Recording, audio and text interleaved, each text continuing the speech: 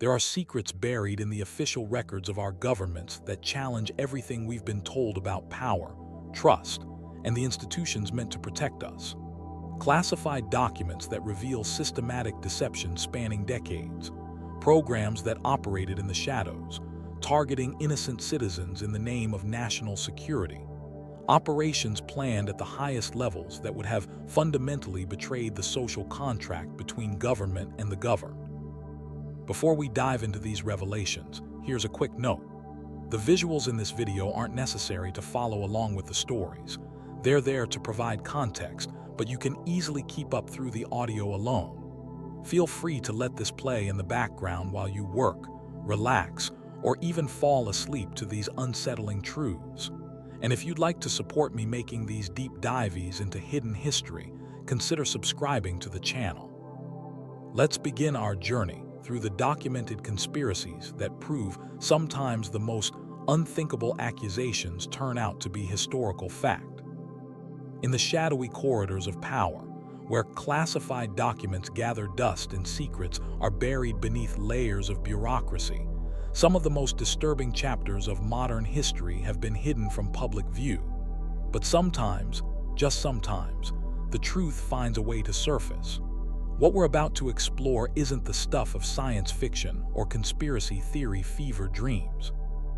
This is documented fact, revealed through congressional investigations, declassified documents, and the testimonies of those who lived through it.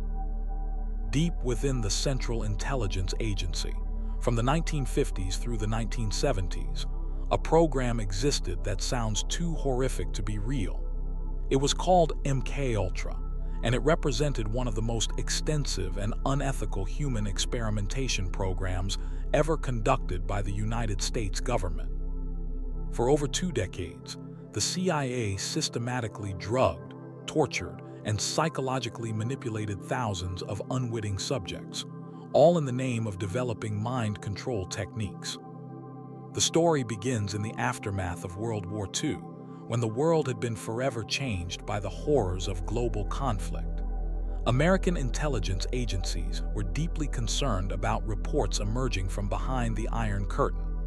There were whispers of Soviet and Chinese communist forces using sophisticated brainwashing techniques on prisoners of war. American soldiers captured during the Korean War were returning home speaking positively about their captors, denouncing capitalism, and seemingly converted to communist ideology. The fear was palpable. If enemy nations had developed methods to control the human mind, to turn loyal Americans into unwitting agents, then the United States needed to develop similar capabilities. It was a classic Cold War arms race, but instead of nuclear weapons, the battlefield was the human psyche itself. Enter Dr. Sidney Gottlieb, a brilliant chemist with a club foot and a stutter, who would become known as the real-life inspiration for fictional mad scientists. Gottlieb was appointed to head the CIA's Technical Services Division, and he would oversee what would become one of the most morally bankrupt scientific endeavors in American history. Under his guidance, MK-Ultra would grow from a small research project into a vast network of experiments conducted across universities, hospitals, and psychiatric institutions throughout the United States and Canada.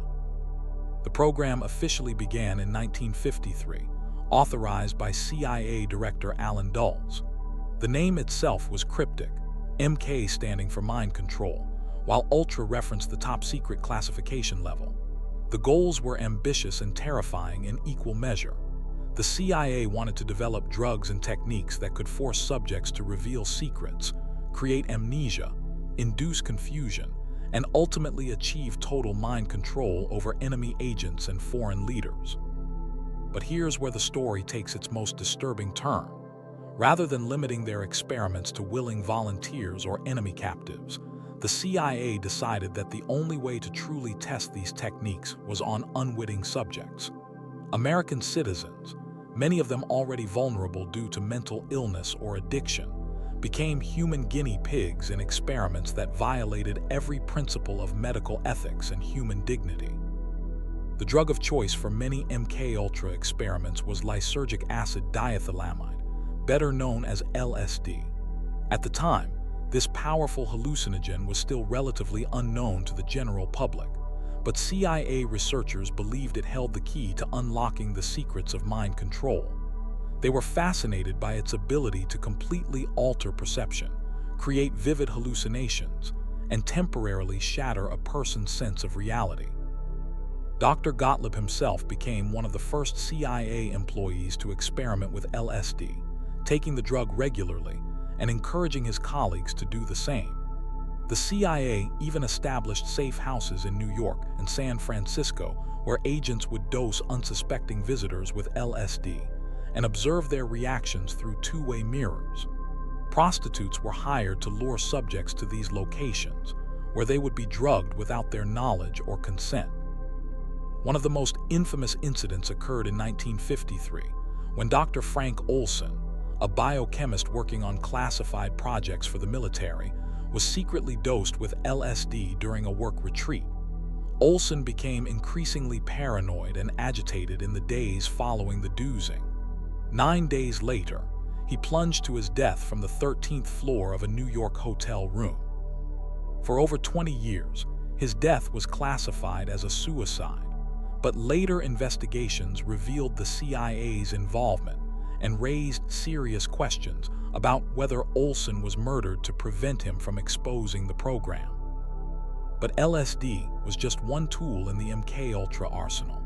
The program encompassed a staggering array of experiments designed to break down human psychological defenses. Subjects were subjected to sensory deprivation, kept in isolation for weeks or months at a time. Others endured prolonged exposure to recordings of repetitive sounds or phrases, designed to induce psychological breakdown through what researchers called psychic driving. Electric shock therapy was used not as a medical treatment, but as a form of torture designed to erase memories and create blank slate minds that could theoretically be reprogrammed.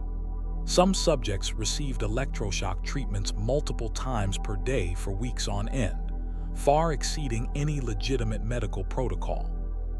The program's reach extended far beyond CIA facilities. Through a network of grants and contracts, MK-Ultra experiments were conducted at prestigious universities including Harvard, Yale, Columbia, and Stanford. Researchers at these institutions, many of whom were unaware of the CIA's involvement, conducted studies on students, psychiatric patients, and other vulnerable populations. Perhaps the most disturbing aspect of MK-Ultra was how it exploited society's most vulnerable members.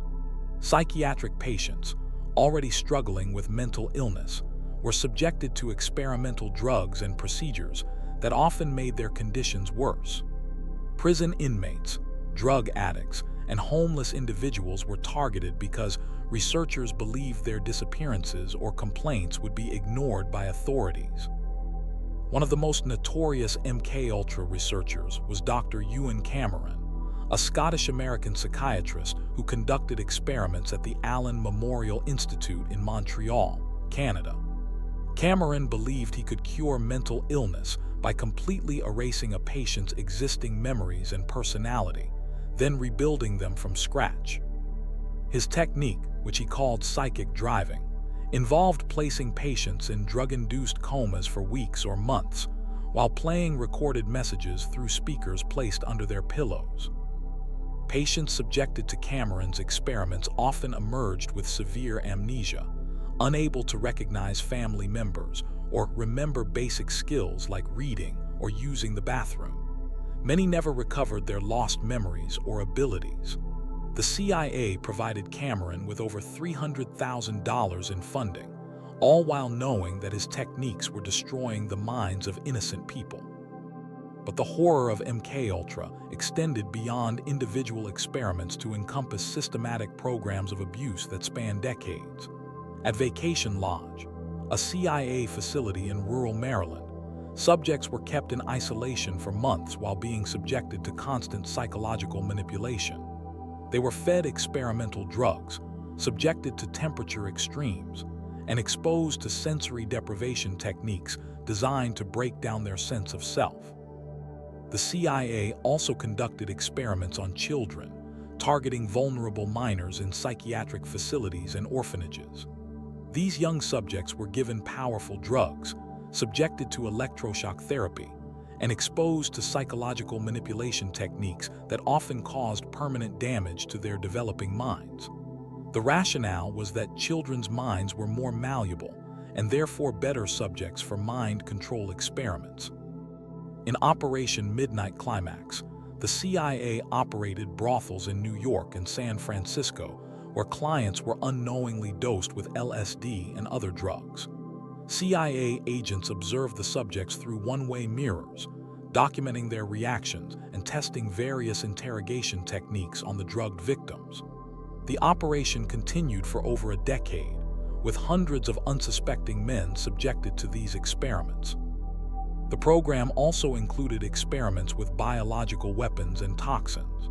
Subjects were exposed to deadly bacteria, viruses, and chemical agents to test their potential use in assassination attempts against foreign leaders.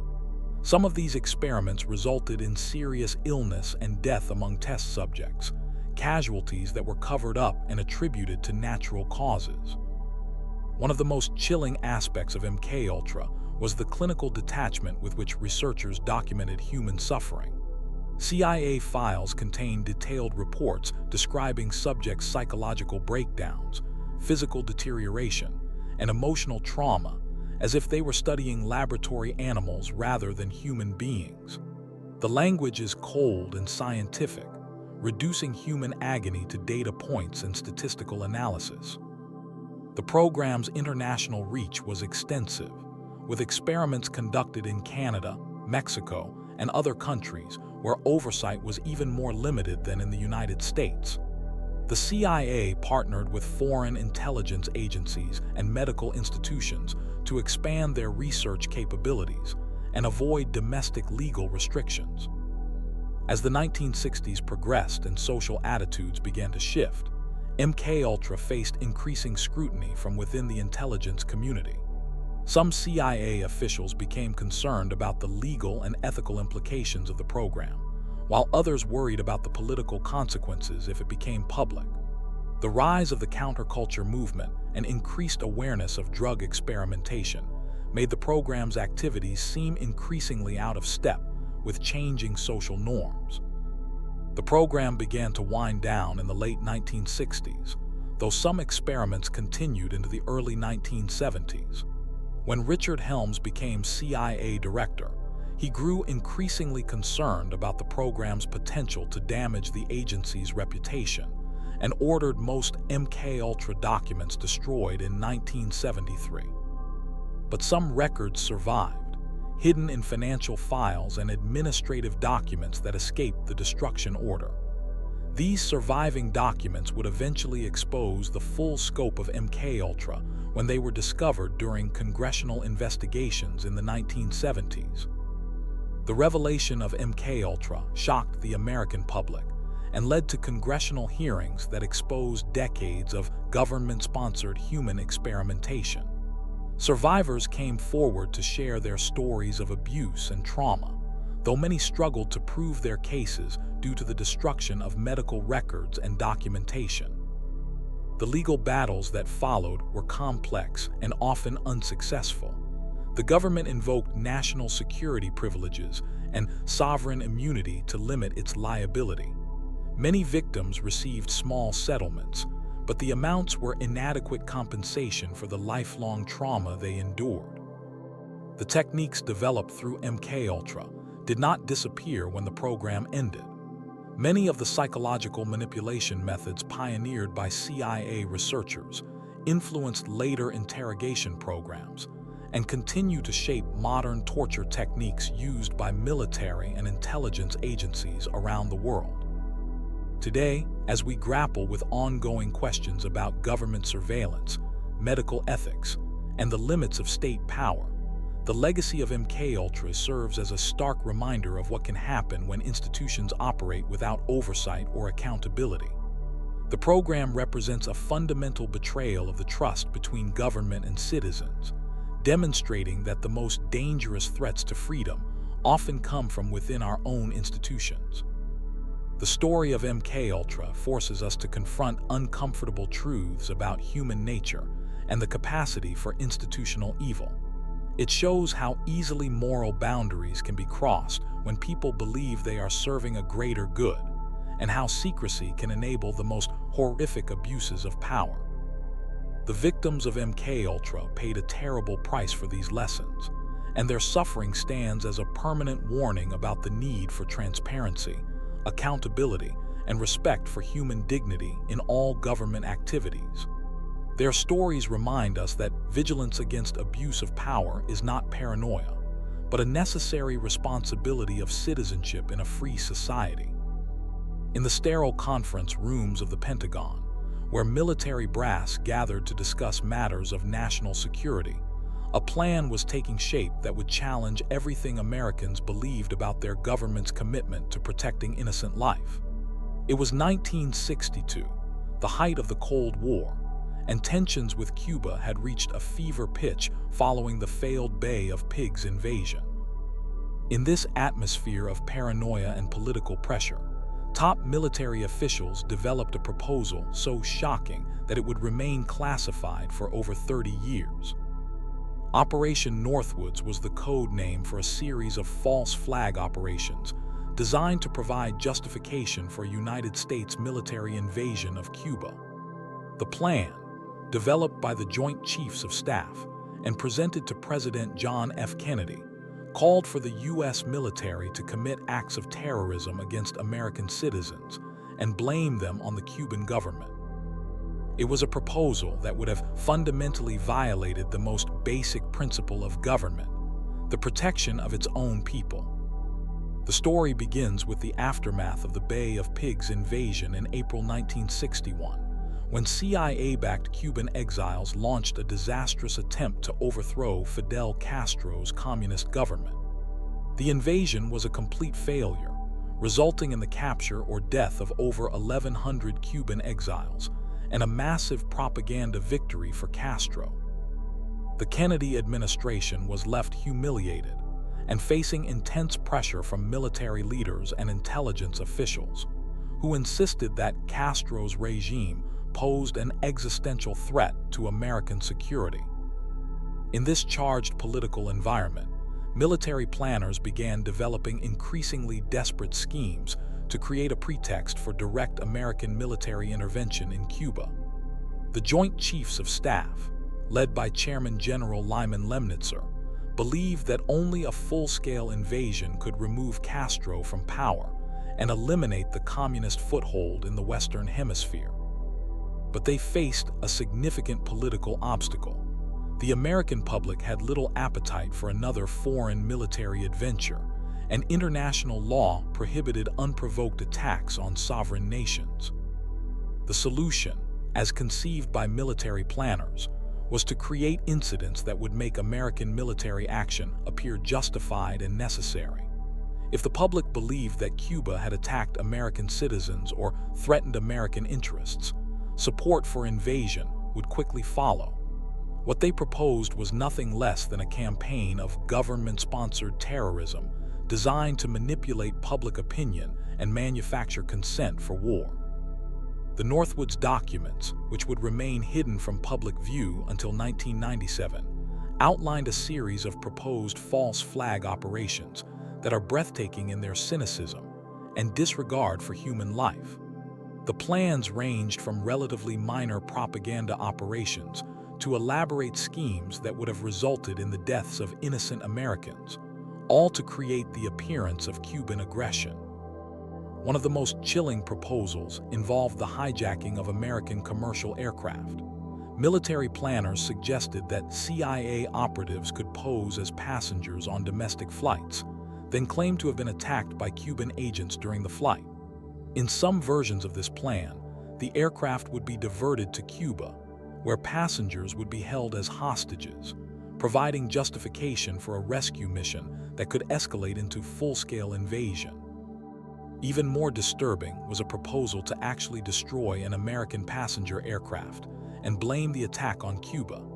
The plan involved loading a remotely controlled aircraft with passengers, then switching it in mid-flight with an identical empty drone. The passenger plane would land safely at a secure location, while the drone continued on a predetermined flight path over Cuban airspace, where it would be destroyed by remote control. The deaths of innocent passengers would be faked, but the public outrage would be real, providing the emotional justification needed for military action. Other proposed operations were equally shocking in their scope and callousness. Military planners suggested conducting terrorist attacks in American cities, including bombings of government buildings and public spaces that would be blamed on Cuban agents. They proposed sabotaging American ships in Cuban waters, creating the appearance of unprovoked attacks on U.S. vessels. They even suggested staging attacks on the U.S. naval base at Guantanamo Bay, where American military personnel would be killed by their own government to justify retaliation against Cuba. The plan included detailed scenarios for creating fake evidence of Cuban involvement in these operations. Forged documents would be planted to show Cuban planning and financing of terrorist attacks. Fake Cuban aircraft would be used to conduct strafing runs on American targets. Cuban military uniforms and equipment would be used by American operatives to make their attacks appear authentic. The level of deception was comprehensive and sophisticated, designed to fool not just the American public but international observers and allies. What makes Operation Northwoods particularly disturbing is not just the content of the plans, but the bureaucratic matter-of-factness with which they were developed and presented. These were not the wild schemes of fringe conspiracy theorists, but official government documents prepared by the highest levels of the American military establishment. The plans were typed on official Pentagon letterhead, stamped with security classifications, and presented through normal military channels. The documents reveal a mindset among military planners that viewed American civilian casualties as acceptable collateral damage in the larger struggle against communism. The Joint Chiefs of Staff were willing to murder innocent Americans if it served their strategic objectives. This represents a fundamental betrayal of the military's oath to protect and defend the Constitution and the American people. General Lemnitzer personally presented the Northwoods proposals to President Kennedy in March 1962. The meeting was held in the Oval Office, where the chairman of the Joint Chiefs of Staff calmly outlined plans for his own government to commit acts of terrorism against American citizens. The presentation was matter-of-fact, treating the murder of innocents as just another military option to be considered alongside conventional diplomatic and economic measures. Kennedy's reaction was swift and decisive. He rejected the proposals outright, reportedly becoming visibly angry at the suggestion that the American military would deliberately harm American citizens. The president's rejection of Operation Northwoods marked a turning point in his relationship with the military establishment and contributed to growing tensions between Kennedy and the Joint Chiefs of Staff. But the rejection of Northwoods was not the end of false flag planning within the U.S. government. Military and intelligence officials continued to develop similar schemes throughout Kennedy's presidency. The institutional momentum within the Pentagon for aggressive action against Cuba remained strong, and planners continued to search for ways to create justification for military intervention. One of the alternative plans developed after Northwoods was Operation Mongoose, a broader program of covert action against Cuba that included provisions for staging incidents that could be blamed on the Cuban government. Unlike Northwoods, Mongoose focused primarily on sabotage and propaganda operations rather than direct attacks on American citizens, but it demonstrated the persistence of false flag thinking within the military establishment. The historical context surrounding Operation Northwoods is crucial to understanding how such plans could have been seriously considered by American military leaders.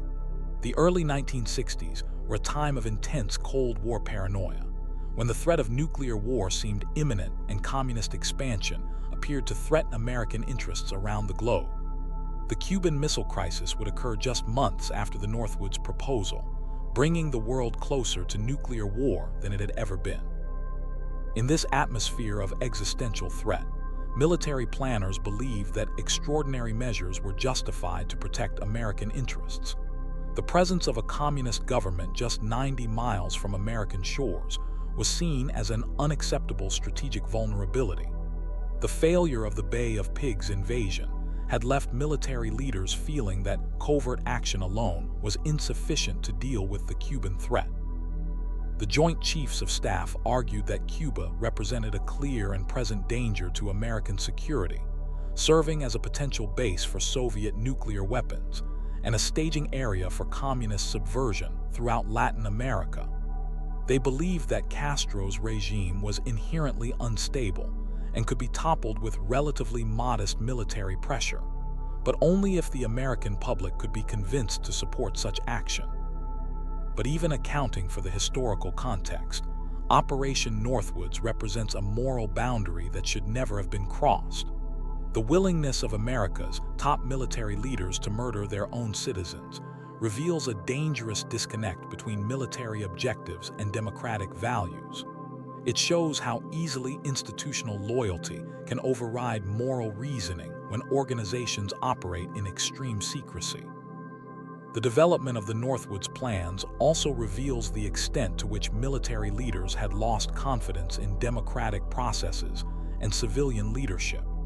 Rather than working to convince the public and their elected representatives of the need for action against Cuba, they chose to manipulate public opinion through deception and manufactured crises. The Northwoods documents remained classified for over 30 years, hidden away in Pentagon files and known only to a small circle of military and intelligence officials. The plans were never implemented, but they were never formally withdrawn or repudiated either. They simply disappeared into the classified archives, where they might have remained hidden forever if not for the persistence of researchers and journalists seeking to understand the full scope of government planning during the Cold War. The documents were finally released in 1997 as part of the John F. Kennedy Assassination Records Review Board's effort to declassify government files related to Kennedy's death. The Assassination Records Review Board was created in response to public pressure following the release of Oliver Stone's film JFK, which raised questions about potential government involvement in Kennedy's assassination. The release of the Northwoods papers sent shockwaves through the American public and provided new insight into the relationship between Kennedy and the military establishment. For the first time, Americans could see documented evidence that their own military leaders had been willing to commit acts of terrorism against innocent civilians to achieve political objectives. The revelation of Operation Northwoods has had lasting implications for American political discourse and public trust in government institutions. It provides documented proof that top government officials were willing to commit acts of terrorism against their own people to achieve political objectives. This knowledge has fueled legitimate questions about other historical events and government claims. The Northwoods documents have become a touchstone for those who question official narratives about major historical events. They demonstrate that the capacity for institutional deception and manipulation exists at the highest levels of government, lending credibility to other conspiracy theories and alternative explanations for historical events. The plans have also contributed to broader discussions about the ethics of false flag operations and the limits of acceptable government action during times of crisis. They raise fundamental questions about the relationship between military institutions and democratic governance, and the mechanisms needed to prevent abuse of power. For researchers and historians, Operation Northwoods serves as a crucial piece of evidence in understanding the decision-making processes within the American government during the Cold War. It reveals the extent to which military leaders were willing to go to achieve their objectives, and provides insight into the pressures facing political leaders during times of international crisis. The legacy of Operation Northwoods extends beyond its historical significance to contemporary debates about government power and accountability. In an era of ongoing military operations and intelligence activities conducted with minimal public oversight, the Northwoods documents serve as a reminder of what can happen when institutions operate without adequate checks and balances.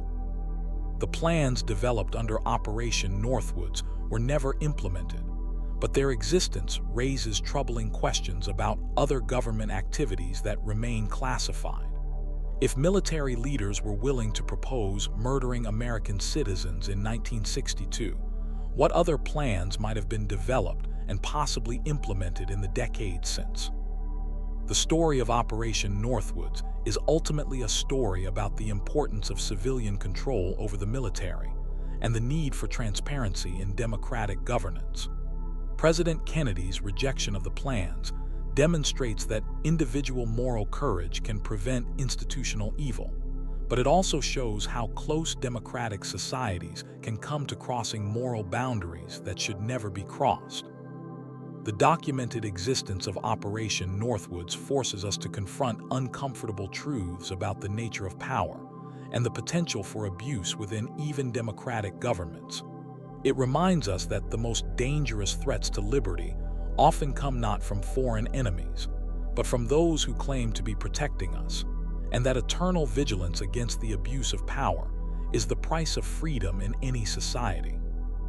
In the small town of Tuskegee, Alabama, something unthinkable was happening. For 40 years, from 1932 to 1972, the United States Public Health Service conducted what they called a study.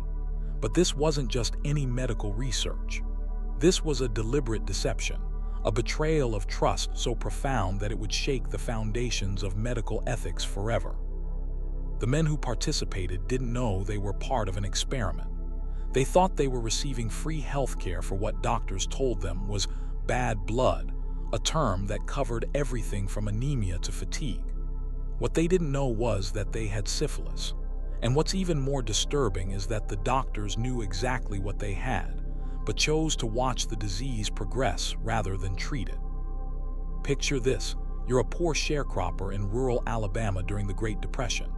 Jobs are scarce, money is even scarcer, and access to health care is practically non-existent. Then, representatives from the government arrive in your community, offering free medical care, free meals, and even burial insurance. For families struggling to survive, this seems like a miracle. But sometimes, what appears to be salvation can become something far more sinister. The study began under the guise of treating what was euphemistically called bad blood in the African American community around Tuskegee. The Public Health Service recruited 600 men, 399 with syphilis and 201 without the disease as a control group. These men were told they would receive free health care for 6 months, but the study would continue for decades. The researchers had no intention of curing anyone.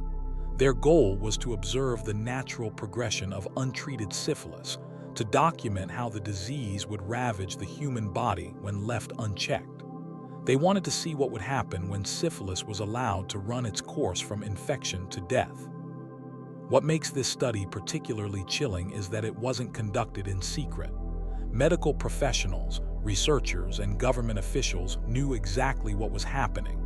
Papers were published in medical journals. Conferences were held. The study was discussed openly in academic circles.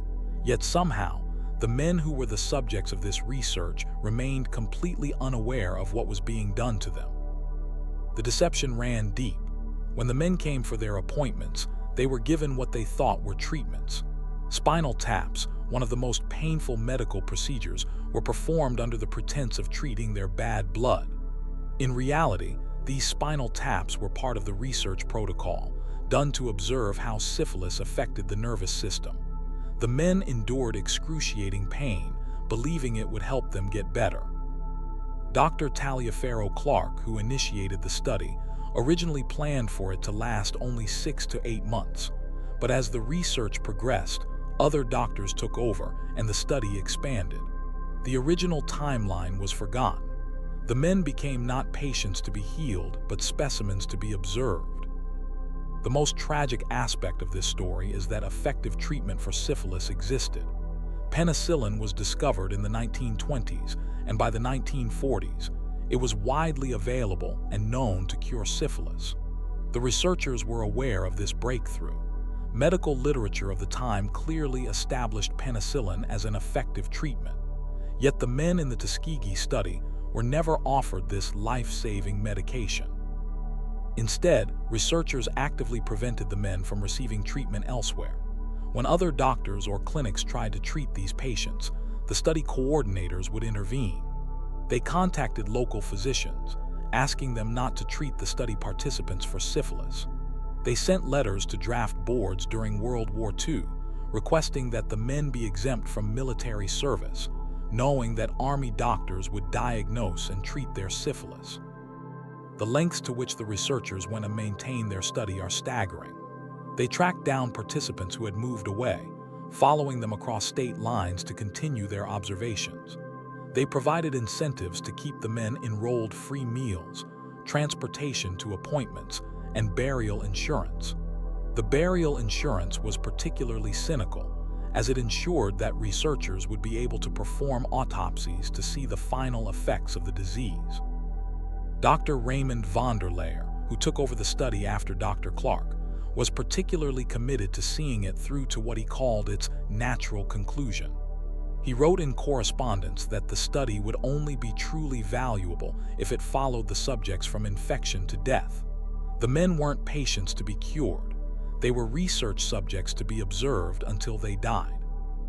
The psychological impact on the participants and their families was immense. Many of the men suffered from symptoms they didn't understand. They experienced pain, disability, and deteriorating health, all while believing they were receiving the best medical care available. Some passed the disease to their wives, who then passed it to their children. The study created a ripple effect of suffering that extended far beyond the original participants.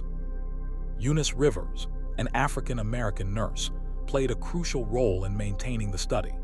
She served as the liaison between the researchers and the participants, building trust and ensuring their continued participation. Rivers later claimed she believed she was helping her community by facilitating their access to health care. Her involvement highlights the complex ways that institutional racism can manipulate even well-intentioned individuals into participating in harmful systems. The study's existence wasn't completely hidden from the medical community. Research papers were published regularly in medical journals, documenting the progression of untreated syphilis. Titles like "Untreated Syphilis in the Male Negro" appeared in respected publications. The medical establishment knew what was happening, yet no one spoke out against it. What's particularly disturbing is that the study continued even as medical ethics were evolving. The Nuremberg Code, established in 1947 after the Nazi medical experiments, clearly outlined the principles of ethical human experimentation, including the absolute necessity of informed consent. The Tuskegee study violated every principle of the Nuremberg Code, yet it continued for 25 more years. The cover-up extended beyond just withholding treatment. Researchers actively misled the participants about their condition. They used euphemistic language, calling syphilis bad blood and referring to the painful spinal taps as special free treatment. They created a narrative that positioned the researchers as benevolent helpers, when in reality they were conducting a cruel experiment. By the 1960s, some people within the public health service began to question the study. Dr. Erwin Schatz, a young doctor, wrote a letter to the Journal of the American Medical Association expressing concern about the ethics of the research. However, these concerns were dismissed or ignored by those in charge of the study. The study might have continued indefinitely if not for the courage of one man, Peter Buxton. Buxton was a venereal disease investigator for the Public Health Service who learned about the study in 1966. He was horrified by what he discovered and tried to raise concerns within the organization. When his internal efforts were rebuffed, he made a decision that would change everything.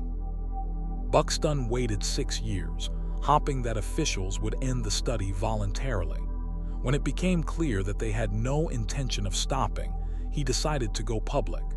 He contacted Jean Heller, a reporter for the Associated Press, and provided her with detailed information about the study.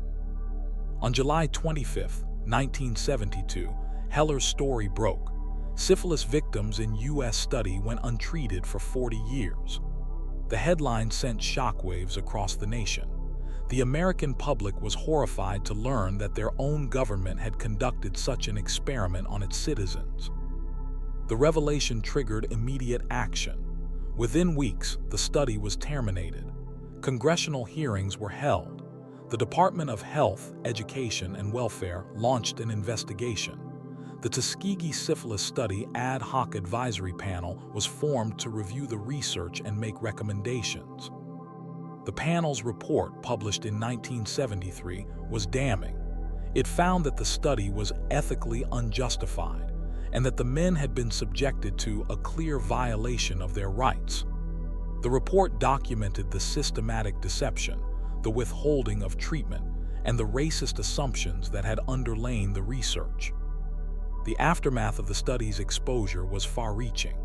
In 1974, the National Research Act was passed, establishing institutional review boards for human experimentation and requiring informed consent for all research involving human subjects. The Belmont Report, published in 1979, established the fundamental ethical principles for human subjects research that are still used today. But the damage had been done. By the time the study ended, 28 men had died directly from syphilis, 100 had died from complications related to the disease, 40 wives had been infected, and 19 children had been born with congenital syphilis. The human cost of this 40-year deception was immeasurable. The survivors and their families filed a class-action lawsuit against the government. In 1974, they reached a settlement of $10 million, though no amount of money could truly compensate for the suffering they had endured. The government also agreed to provide free medical care for the survivors and their families. The Tuskegee study had profound effects on public health that continue to this day. It created a deep mistrust of medical institutions, particularly among African Americans. This mistrust affects vaccination rates, participation in clinical trials, and willingness to seek medical care.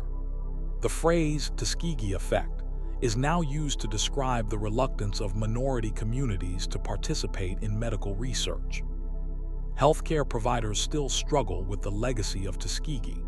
Many African Americans remain skeptical of medical recommendations, fearing that they might be subjected to experimentation without their knowledge. This skepticism has been cited as a factor in health disparities that persist today, from lower vaccination rates to delayed treatment for various conditions. The study also revealed the extent to which racism was embedded in medical research. The researchers' assumption that African American men were less capable of understanding medical information, less likely to comply with treatment, and less deserving of care reflected broader societal prejudices. These assumptions allowed the study to continue for 4 decades without the researchers questioning their fundamental premise. What's particularly chilling is that the Tuskegee study wasn't an isolated incident. It was part of a broader pattern of medical experimentation on vulnerable populations. Similar studies were conducted on prisoners, people with mental illness, and other marginalized groups. The exposure of Tuskegee opened the door to revelations about other unethical medical experiments conducted by the U.S. government. The story of Tuskegee forces us to confront uncomfortable truths about the intersection of racism, medical authority, and government power. It demonstrates how easily ethical boundaries can be crossed when certain groups are viewed as less than fully human. The men in the study were seen not as individuals deserving of care and respect, but as research subjects whose suffering could provide valuable scientific data. The researchers involved in the study weren't necessarily evil people with malicious intent. Many probably believed they were conducting important research that would benefit public health, but they were operating within a system that devalued black lives and normalized the exploitation of vulnerable populations. Their willingness to prioritize scientific curiosity over human dignity reflects the dangerous power of institutional racism. In 1997, 25 years after the study's exposure, President Bill Clinton issued a formal apology to the survivors. Standing in the East Room of the White House, Clinton acknowledged that what had been done was profoundly, morally wrong. He promised that such a thing would never happen again. But the apology, while important symbolically, couldn't undo the damage. The survivors who were still alive had lived with the consequences of the study for decades. They had watched friends and family members die from a disease that could have been easily treated. They had endured the pain of knowing they had been deceived by the very people they trusted to help them. The Tuskegee study serves as a permanent reminder of the importance of medical ethics and informed consent. It shows us what can happen when researchers lose sight of their fundamental obligation to first, do no harm. It demonstrates the dangers of allowing prejudice and power imbalances to influence medical care. Today, medical schools teach about Tuskegee as a cautionary tale. Students learn about the importance of respecting patient autonomy, ensuring informed consent, and recognizing the ways that bias can influence medical decision-making. The study has become a cornerstone of medical ethics education, ensuring that future healthcare providers understand the gravity of their responsibilities. The legacy of Tuskegee extends beyond medicine into broader questions about trust between citizens and government institutions. It reminds us that even institutions we depend on for protection and care can become sources of harm when proper oversight and ethical constraints are absent. It shows us the importance of whistleblowers like Peter Buxton, who was willing to risk his career to expose wrongdoing. The story also highlights the crucial role of journalism in holding powerful institutions accountable. Jean Heller's reporting brought the study to public attention and forced the government to take action. Without the press's willingness to investigate and report on difficult stories, the Tuskegee study might have continued indefinitely. As we look back at this dark chapter in American history, we must ask ourselves, what safeguards exist today to prevent similar abuses? How can we ensure that vulnerable populations are protected from exploitation? How can we rebuild trust between medical institutions and the communities they serve? The Tuskegee study wasn't just a medical experiment gone wrong. It was a systematic violation of human rights that continued for 40 years. It was a conspiracy of silence that involved researchers, government officials, and medical institutions. Most importantly, it was a reminder that the phrase "never again" requires constant vigilance to make it meaningful.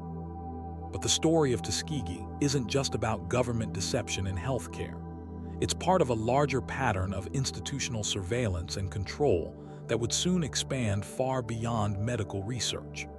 While doctors in Alabama were observing the effects of untreated disease, federal agents across the country were developing techniques for watching, infiltrating, and disrupting American citizens whose only crime was exercising their constitutional rights.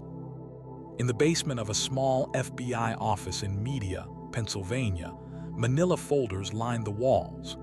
Inside those folders were secrets that would expose one of the most extensive domestic surveillance programs in American history. The date was March 8, 1971, and 8 ordinary citizens were about to pull off one of the most consequential burglaries in the nation's history. They called themselves the Citizens Commission to investigate the FBI. They weren't professional spies or trained operatives. They were a college professor, a social worker, a taxi driver, and other concerned Americans who suspected that the FBI was engaged in activities far beyond its mandate.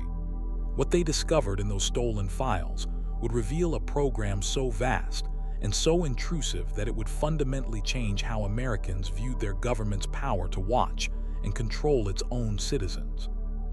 The files contained evidence of something called COINTELPRO, short for Counterintelligence Program. For 15 years, from 1956 to 1971, the FBI had been conducting a secret war against American citizens. Not foreign spies or enemy agents, but Americans whose political views the Bureau deemed dangerous or subversive. The program was the brainchild of J. Edgar Hoover, the FBI's powerful and paranoid director, who had built the Bureau into his personal fiefdom. Hoover had been fighting what he saw as subversive elements in American society for decades, but COINTELPRO represented a new level of systematic infiltration and disruption. Under this program, the FBI didn't just watch suspected dissidents. They actively worked to destroy their lives, their organizations, and their ability to participate in American democracy. Scope of COINTELPRO was breathtaking. The FBI targeted civil rights leaders, anti-war activists, feminist organizations, Native American rights groups, Puerto Rican independence activists, and anyone else they deemed a threat to what they called the established order. They infiltrated organizations, spread disinformation, created fake documents, provoked violence between groups, and used every dirty trick in the book to neutralize people they considered enemies of the state. The program began in 1956 with a focus on the Communist Party USA. Hoover was convinced that communist influence was growing in America and that traditional law enforcement methods weren't sufficient to combat it. He wanted to go beyond simply investigating communist activities. He wanted to disrupt them, to make it impossible for communist organizations to function effectively. The first COINTELPRO memo, dated August 28, 1956, outlined the program's goals: to expose, disrupt, misdirect, discredit, or otherwise neutralize the activities of black nationalist, hate-type organizations and groupings, their leadership, spokesmen, membership, and supporters. The language was bureaucratic, but the intent was clear. The FBI was declaring war on American citizens. The methods used in COINTELPRO were sophisticated and ruthless. FBI agents would infiltrate organizations, sometimes spending years building trust and working their way into leadership positions. Once inside, they would work to create divisions, spread rumors, and sabotage the group's activities. They would identify the most effective leaders and then systematically work to destroy their reputations and their ability to organize. One of the most disturbing aspects of COINTELPRO was its use of what the FBI called dirty tricks. These included forging letters to create conflicts between organizations, spreading false information about activists' personal lives, and even using sexual blackmail to control or discredit targets. The FBI would create fake documents that appeared to come from one organization, but were actually designed to anger or threaten another group. The program expanded dramatically in the 1960s as the civil rights movement gained momentum and opposition to the Vietnam War grew. Hoover saw these movements as fundamental threats to American stability and ordered massive resources to be devoted to disrupting them. New COINTELPRO programs were created targeting black nationalist hate groups, new left organizations, and white hate groups. The FBI's obsession with Dr. Martin Luther King Jr. exemplifies the program's methods and mentality. The Bureau subjected King to intensive surveillance, bugging his hotel rooms, tapping his phones, and monitoring his every move. They compiled detailed dossiers on his personal life, looking for any information that could be used to discredit him. In 1964, the FBI sent King an anonymous letter along with audio recordings of his extramarital affairs. The letter was designed to look like it came from a disillusioned supporter, but it was actually written by FBI agents. The letter suggested that King should commit suicide to avoid public exposure of his personal life. It was delivered just days before King was to receive the Nobel Peace Prize, timing that seems calculated to maximize psychological pressure. The letter read in part, "King, there is only one thing left for you to do. You know what it is. You have just 34 days in which to do it. You are done. There is but one way out for you. You better take it before your filthy, abnormal, fraudulent self is bared to the nation. This wasn't just surveillance, it was psychological warfare conducted by the federal government against one of America's most important civil rights leaders. The FBI's harassment of King continued until his assassination in 1968. Agents monitored his movements, tried to prevent him from speaking at events, and worked to isolate him from other civil rights leaders. They spread rumors about his alleged communist connections and tried to convince other activists that he couldn't be trusted. The program's targeting of the Black Panther Party was particularly brutal. The Panthers, founded in 1966 by Huey Newton and Bobby Seale, combined militant rhetoric with community service programs. They provided free breakfast for children, free medical clinics, and other services in Black communities. But their revolutionary language and their willingness to carry firearms made them a priority target for COINTELPRO. The FBI's war against the Black Panthers involved extensive infiltration, disinformation campaigns, and efforts to provoke violence between the Panthers and other groups. In one particularly cynical operation, the FBI created fake letters between the Panthers and a rival organization called the United Slaves, designed to escalate tensions and provoke violent confrontations. The most shocking aspect of the FBI's campaign against the Panthers was their apparent involvement in the killing of Panther leaders. In December 1969, Chicago police raided an apartment where Panther leader Fred Hampton was sleeping. Hampton was shot and killed in what police claimed was a gun battle. Later investigations revealed that the police had fired nearly 100 shots while the Panthers had fired only one. Evidence suggested that Hampton had been drugged and was unconscious when he was shot. The raid had been planned with the help of an FBI informant named William O'Neill, who had infiltrated the Panthers and provided the Bureau with detailed information about Hampton's activities and whereabouts. O'Neill had even provided the FBI with a floor plan of Hampton's apartment.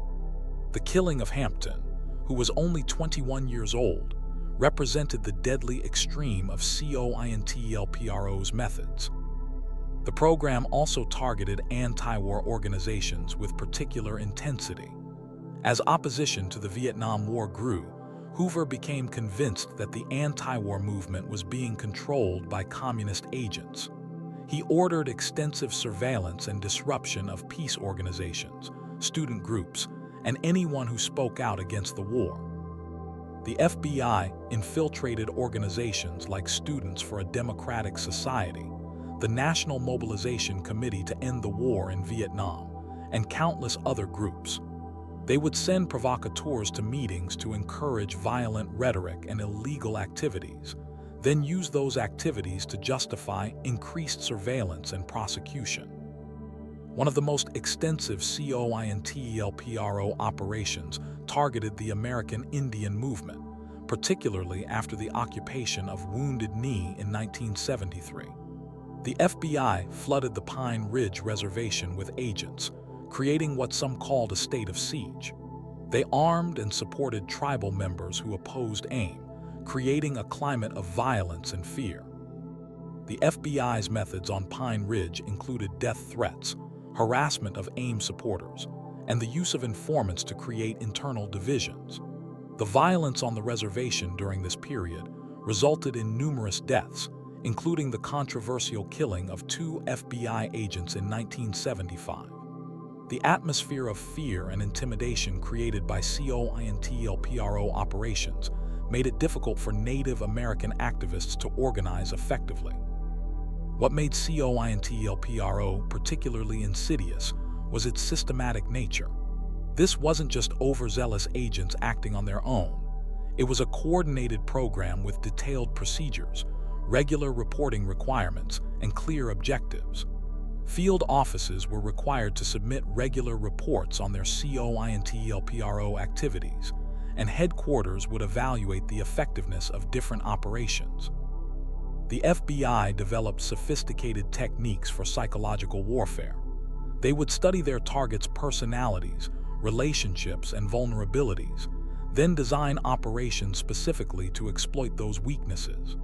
They would use surveillance information to create personal crises, destroy marriages, and isolate activists from their supporters.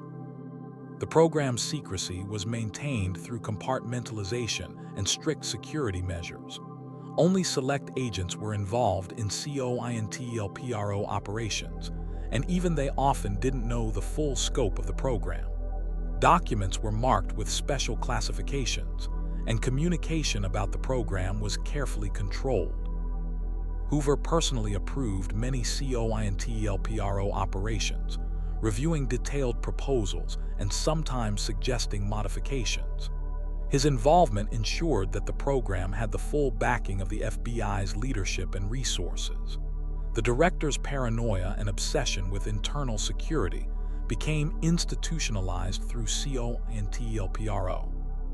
The program's effectiveness was measured not just by arrests or prosecutions, but by its success in disrupting organizations and neutralizing activists. FBI memos celebrated operations that caused organizations to split apart, leaders to lose credibility, or movements to lose momentum. The goal wasn't just to gather intelligence, it was to actively sabotage legitimate political activities. The methods used in COINTELPRO often crossed the line into illegal activity. The FBI burglarized offices, opened mail, tapped phones without warrants, and engaged in other forms of surveillance that violated the Fourth Amendment. They justified these activities as necessary for national security, but many of the targets posed no genuine threat to national security. The program's targeting decisions often seemed based more on political ideology than on any actual criminal activity. The FBI kept files on hundreds of thousands of Americans whose only crime was exercising their First Amendment rights. They monitored people for attending rallies, signing petitions, or simply being associated with organizations the FBI deemed subversive. The psychological impact of COINTELPRO on its targets was severe. Many activists reported feeling constantly watched and harassed. The knowledge that their phones might be tapped, their mail opened, and their organizations infiltrated created an atmosphere of paranoia and fear. Some activists withdrew from political activity entirely, which was exactly what the FBI intended. The program also had a chilling effect on legitimate political discourse. When people know they might be under surveillance for expressing dissenting views, they become less likely to speak out. COINTELPRO helped create a climate where political conformity was safer than political activism. The exposure of COINTELPRO began with that burglary in Media, Pennsylvania. The Citizens Commission to investigate the FBI had been planning the operation for months. They had studied the FBI office, learned the schedules of the agents, and waited for the right opportunity.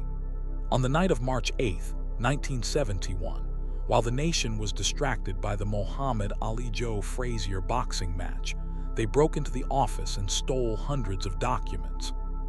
The burglars were careful to take only documents that revealed improper FBI activities. They weren't interested in legitimate law enforcement files or national security information. They wanted to expose what they suspected was a program of political surveillance and harassment. The stolen documents were sent to journalists and members of Congress. The first stories about COINTELPRO appeared in the Washington Post and other newspapers in March 1971. The revelations shocked the American public and triggered immediate calls for congressional investigations. The FBI launched a massive investigation to identify the burglars, but they were never caught. The investigation, ironically named MEDBURG, involved hundreds of agents and went on for years. It was one of the largest domestic investigations in FBI history, but the burglars had covered their tracks too well. As more COINTELPRO documents were released, the full scope of the program became clear. Congressional committees, particularly the Church Committee led by Senator Frank Church, conducted extensive investigations into FBI abuses. The committee's reports, published in 1975 and 1976, documented decades of illegal surveillance and harassment. The Church Committee found that COINTELPRO had targeted over 200 organizations and thousands of individuals. The committee concluded that the program represented a sophisticated vigilante operation aimed squarely at preventing the exercise of First Amendment rights of speech and association. The revelations about COINTELPRO came at a time when Americans were already questioning their government's honesty and integrity. The Vietnam War, the Pentagon Papers, and the beginning of the Watergate scandal had created a crisis of confidence in government institutions. The exposure of COINTELPRO added another layer to this crisis, showing that the government's deception wasn't limited to foreign policy, but extended to the treatment of its own citizens. The immediate response to the COINTELPRO revelations was significant. FBI Director J. Edgar Hoover, who had run the Bureau for 48 years, officially terminated all COINTELPRO operations in April 1971, just weeks after the first documents were published. However, Hoover's decision may have been motivated more by the program's exposure than by genuine concern about its methods. Hoover died in May 1972, just over a year after COINTELPRO's exposure. His death marked the end of an era in American law enforcement. The new FBI leadership, facing intense congressional scrutiny and public criticism, was forced to implement reforms and accept greater oversight. The long-term consequences of COINTELPRO's exposure were far-reaching. Congress passed new laws governing domestic surveillance, including the Foreign Intelligence Surveillance Act of 1978, which established special courts to oversee government surveillance activities. The FBI was required to develop new guidelines for domestic investigations and to submit to regular congressional oversight. The program's exposure also led to numerous lawsuits by its victims. Many of the organizations and individuals targeted by COINTELPRO sued the government for damages. Some of these lawsuits were successful, resulting in financial settlements and official acknowledgments of wrongdoing. The revelations about COINTELPRO changed how Americans viewed their government's power and willingness to respect civil liberties. The program showed that the FBI, an agency charged with protecting Americans' rights, had systematically violated those rights for political purposes. It demonstrated that the potential for government abuse of power was real and ongoing. The program's impact on social movements was profound. Many organizations that had been targeted by COINTELPRO never fully recovered from the disruption and paranoia it created. The knowledge that the government had been actively working to destroy legitimate political movements had a lasting effect on American activism. The methods developed and refined during COINTELPRO didn't disappear with the program's official termination. Many of the surveillance techniques, infiltration methods, and disruption tactics pioneered during COINTELPRO would later be used in other contexts. The program established precedents and developed capabilities that would influence American intelligence and law enforcement for decades to come. The legacy of COINTELPRO continues to influence American politics and society today. The program's exposure contributed to ongoing debates about the balance between national security and civil liberties. It serves as a historical example of how government power can be abused and why oversight and accountability are essential.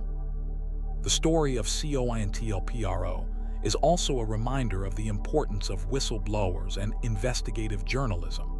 Without the courage of the Citizens Commission to investigate the FBI and the journalists who published their revelations, the program might have continued indefinitely. The exposure of COINTELPRO demonstrates that sometimes illegal actions are necessary to expose government wrongdoing. Today, as debates continue about government surveillance programs, the lessons of COINTELPRO remain relevant. The The program showed that surveillance powers granted for national security purposes can easily be turned against domestic political opponents. It demonstrated that, without proper oversight, intelligence agencies will abuse their authority. The techniques used in COINTELPRO, infiltration, disinformation, psychological warfare, and the systematic destruction of political organizations represent a dark chapter in American history. But they also serve as a warning about the potential for government abuse of power and the importance of maintaining vigilance against such abuses. The FBI's war against American dissidents lasted 15 years and affected thousands of people. It disrupted legitimate political activities, violated constitutional rights, and contributed to a climate of fear and intimidation. The program's exposure revealed the extent to which the federal government was willing to go to suppress political opposition and maintain control. COINTELPRO wasn't just a program of surveillance. It was a systematic attack on American democracy itself. By targeting people for their political beliefs rather than their criminal activities, the FBI undermined the very principles it was supposed to protect. The program showed that the greatest threat to American freedom sometimes comes not from foreign enemies, but from our own government institutions when they operate without proper oversight or accountability. The story of COINTELPRO reminds us that eternal vigilance is indeed the price of liberty. It shows us that even in a democracy, government power can be abused, and that citizens must remain alert to protect their rights and freedoms. The program's exposure and eventual termination demonstrate that such abuse can be stopped, but only through the courage of individuals willing to take risks to expose the truth. As we continue to grapple with questions about government surveillance and the balance between security and liberty, the lessons of COINTELPRO remain as relevant as ever. The program serves as both a warning about the potential for abuse and a reminder that in America, the people ultimately have the power to hold their government accountable. Sometimes the most shocking conspiracies aren't hidden in shadowy corners of history, but tucked away in government files, classified for decades before finally seeing the light of day. What if we told you that after World War II, while the world celebrated the defeat of Nazi Germany, the United States government was secretly recruiting hundreds of Nazi scientists, engineers, and technicians? What if these weren't just any scientists, but the very minds behind some of the Third Reich's most terrifying weapons? This isn't fiction. This isn't speculation. This is Project Paperclip, one of the most morally complex and controversial operations in American history. For years, it was dismissed as conspiracy theory, the kind of wild claim that seemed too outrageous to be true. But documents declassified in the 1970s and 80s revealed a truth that was somehow even more disturbing than the theories themselves. The story begins in the final months of World War II, when it became clear that Nazi Germany was on the verge of collapse. As Allied forces advanced across Europe, military intelligence officers made a startling discovery. The Germans weren't just losing the war, they were losing it while possessing some of the most advanced military technology the world had ever seen. Rocket technology that could reach space, jet engines that outperformed anything the Allies had, chemical weapons so sophisticated they made previous warfare seem primitive. But perhaps most unsettling of all were the scientists behind these innovations. These weren't reluctant participants or victims of the Nazi regime. Many were true believers, party members who had enthusiastically contributed to Hitler's war machine. They had developed weapons designed to rain terror on Allied cities. They had conducted experiments that pushed the boundaries of human knowledge in the most horrific ways imaginable. And now, with Germany's defeat imminent, they represented both an opportunity and a threat. The opportunity was obvious. These scientists possessed knowledge that could give any nation a significant military advantage in what everyone knew would be a new kind of conflict. The war against fascism was ending, but the Cold War with the Soviet Union was already beginning. The threat was equally clear: If the Americans didn't recruit these scientists, the Soviets certainly would. The choice seemed stark: secure this knowledge for the free world, or watch it fall into communist hands. The operation that would become known as Project Paperclip began informally in May 1945, just days after Germany's surrender. American intelligence officers, working with barely any oversight, began identifying and securing German scientists they deemed valuable. The initial goal was simple: prevent these individuals from falling into Soviet hands while extracting whatever useful information they possessed.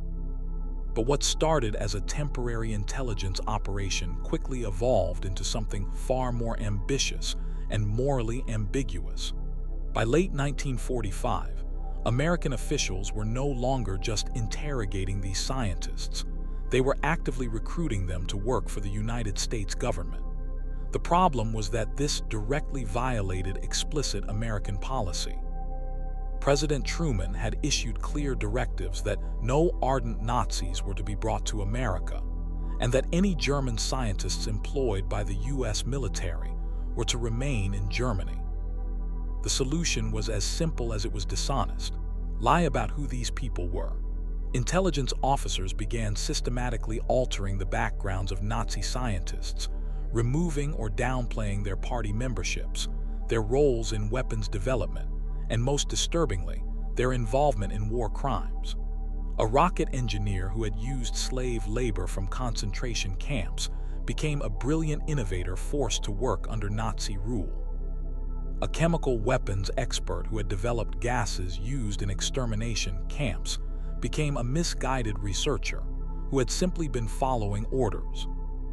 The name Project Paperclip itself came from the mundane method used to track these altered files. Intelligence officers would attach paperclips to documents that had been sanitized, creating new identities for Nazi scientists like they were characters in a spy novel. But the consequences of this deception were far from fictional. One of the most prominent figures brought to America under Project Paperclip was Wernher von Braun, often called the father of the American space program. Von Braun was undoubtedly a brilliant scientist, the mastermind behind the V-2 rocket that terrorized London in the final years of the war. His expertise would later prove crucial to NASA's mission to reach the moon. But von Braun was also an SS officer who had used thousands of concentration camp prisoners as slave laborers in his rocket factories. Conditions in these facilities were so brutal that more people died building V-2 rockets than were killed when they were fired at Allied targets. Yet in his sanitized file, von Braun became a reluctant participant in Nazi atrocities, a man who had simply been trying to advance rocket science while trapped in an evil regime. The reality was far more complex and disturbing. Von Braun had actively sought SS membership to advance his career. He had personally visited concentration camps to select workers for his projects. When slave laborers became too weak to work effectively, they were often killed and replaced with fresh prisoners. The transformation of von Braun from war criminal to American hero represents one of the most successful rebranding campaigns in history. By the time he appeared on television in the 1950s, promoting America's space program to millions of viewers, few people knew about his past. He had become the friendly face of American technological superiority, the brilliant scientist who would help America win the space race against the Soviets. But von Braun was just one of over 1,600 Nazi scientists, engineers, and technicians brought to America under Project Paperclip. They worked on everything from rocket development to biological weapons research. They helped design the guidance systems for America's first intercontinental ballistic missiles. They contributed to research on chemical weapons that would later be used in Vietnam. They even worked on mind control experiments that would eventually become part of the CIA's notorious MK-Ultra program. The moral implications of Project Paperclip were staggering, but they were largely ignored in the context of the Cold War. American officials convinced themselves that they were making a necessary sacrifice, that employing former Nazis was a distasteful but essential step in protecting the free world from communist expansion. They argued that these scientists would contribute more to human knowledge working for America than they would rotting in war crimes tribunals. This rationalization became even more complex when evidence emerged that some Project Paperclip scientists were continuing research that bore uncomfortable similarities to their wartime work. At Edgewood Arsenal in Maryland, German chemical weapons experts worked on developing new nerve agents and psychoactive drugs. Some of these compounds were later tested on unwitting American soldiers and civilians, echoing the unethical human experimentation that had characterized Nazi medical research. At Fort Detrick in Maryland, German biological weapons experts worked alongside American researchers on projects involving deadly pathogens and delivery systems. The line between defensive research and offensive weapons development was often blurred, and some of the techniques developed at Fort Detrick would later raise serious ethical questions about America's own biological weapons program. Perhaps most disturbing of all was the involvement of Project Paperclip scientists in early CIA mind control research.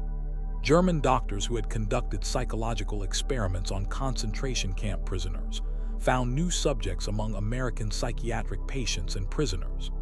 The techniques they had developed in Nazi labs were refined and expanded, eventually contributing to programs that would torture and brainwash subjects for decades. For nearly 30 years, the full extent of Project Paperclip remained classified. Occasional hints emerged in newspaper articles and congressional hearings, but they were usually dismissed as conspiracy theories or communist propaganda.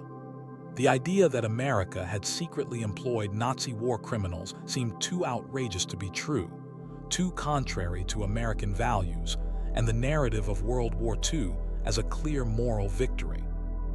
The first major breakthrough came in the 1970s, when journalist Linda Hunt began investigating scattered references to Project Paperclip in declassified documents. What she found was a paper trail that told a story far more complex and morally ambiguous than anything that had been publicly acknowledged. Her research, published in the Bulletin of the Atomic Scientists in 1985, provided the first comprehensive look at the scope and consequences of the program. Hunt's investigation revealed that Project Paperclip had not been a small, carefully controlled operation, but a massive undertaking that had brought Nazi scientists into the highest levels of American military research.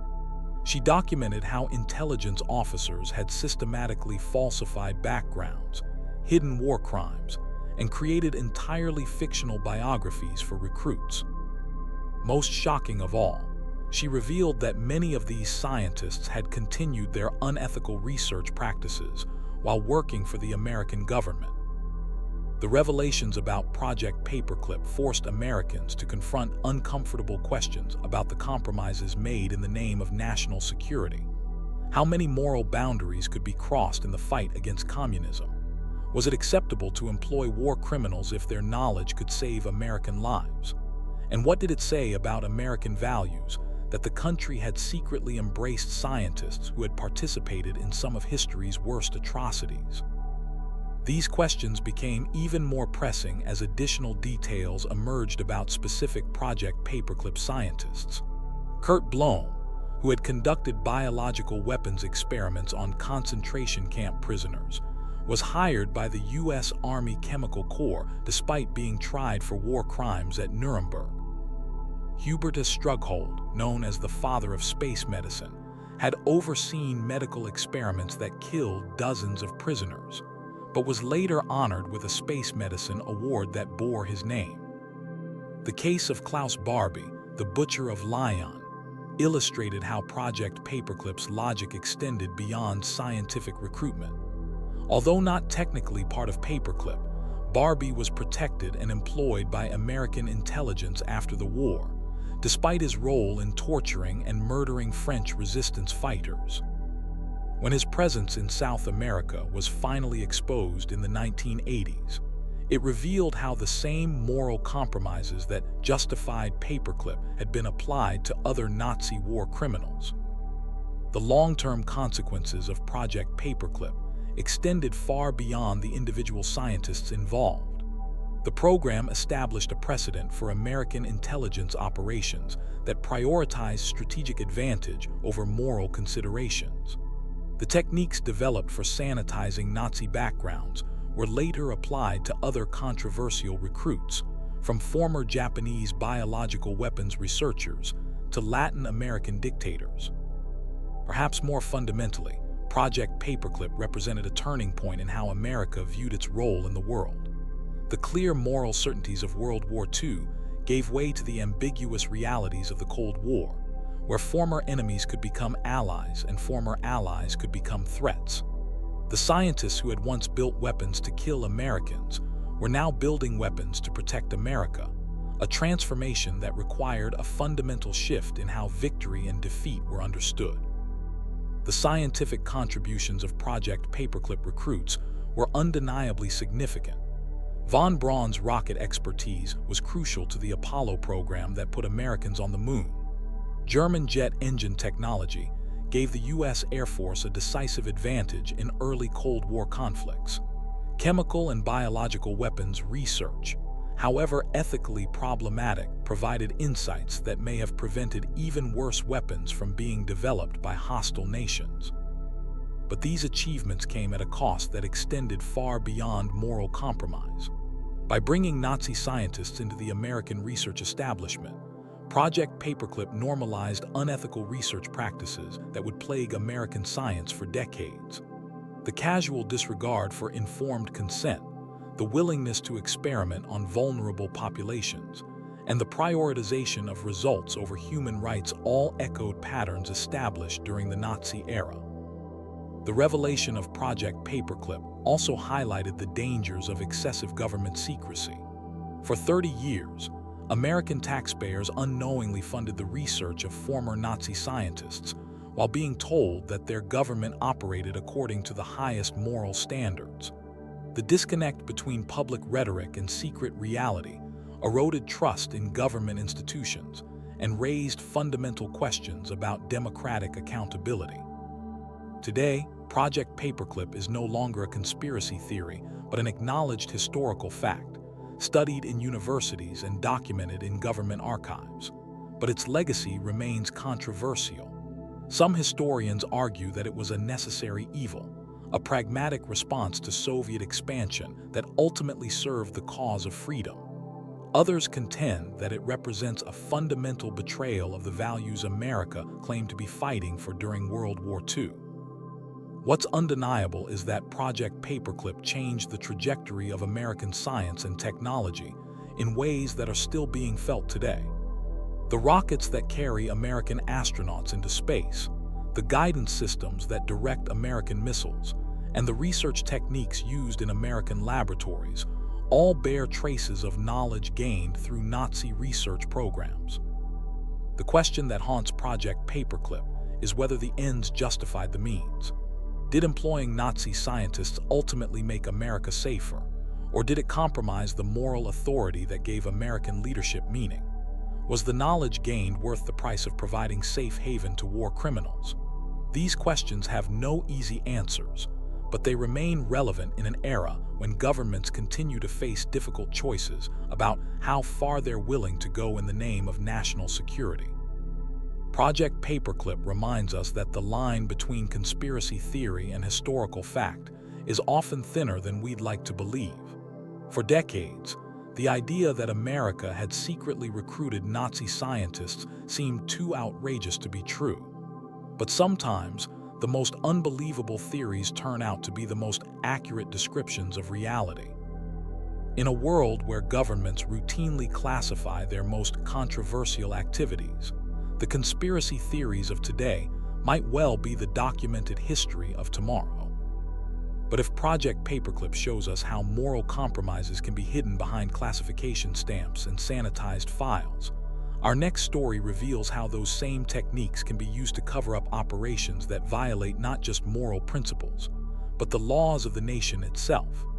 The Iran-Contra Affair would make Project Paperclip look simple by comparison, involving arms deals, drug money, and a web of deception that reached the highest levels of the American government. In the 1980s, if you had suggested that the Reagan administration was secretly selling weapons to Iran while using the profits to fund Nicaraguan rebels, and that this operation involved collaboration with drug traffickers, you would have been dismissed as a paranoid conspiracy theorist. The idea seemed absurd on multiple levels. Reagan was supposed to be tough on Iran, which had humiliated America during the hostage crisis. He was supposed to be fighting a war on drugs, not collaborating with drug dealers. And he certainly wasn't supposed to be circumventing Congress to fund secret wars in Central America. Yet all of these seemingly impossible things turned out to be true. The Iran-Contra Affair, as it came to be known, represents one of the most complex and legally dubious operations in American political history. What started as separate attempts to free American hostages and support anti-communist rebels evolved into a sprawling network of secret arms deals, drug money laundering, and constitutional violations that reached the highest levels of the Reagan administration. The story begins with two seemingly unconnected foreign policy challenges facing Ronald Reagan in the mid-1980s. In the Middle East, American hostages were being held by Iranian-backed groups in Lebanon, creating a political nightmare for an administration that had promised to restore American strength abroad. In Central America, Marxist Sandinista rebels had taken control of Nicaragua, establishing what Reagan saw as a Soviet foothold just 2 days' drive from the Texas border. Both problems seemed to have straightforward solutions, but both solutions were blocked by laws and policies that the Reagan administration found inconvenient. Iran was subject to an arms embargo that made weapons sales illegal. The Boland Amendment, passed by Congress, explicitly prohibited the CIA and other government agencies from providing military aid to the Nicaraguan Contras, the rebel group fighting the Sandinistas.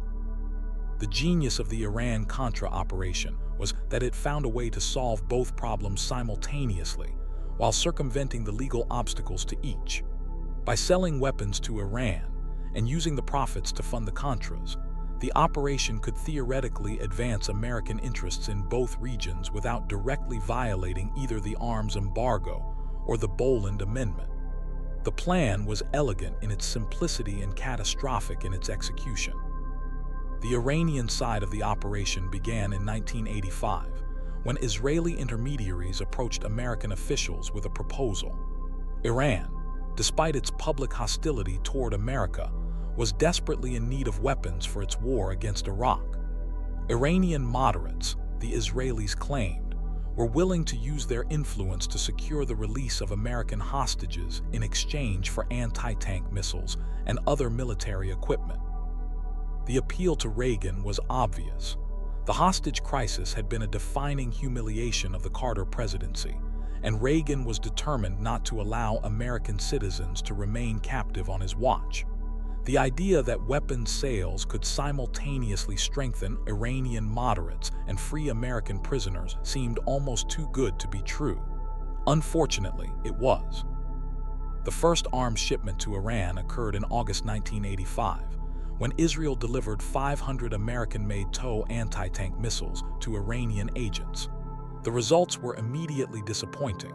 Only one hostage was released, and he was freed only because he was on the verge of death from medical complications.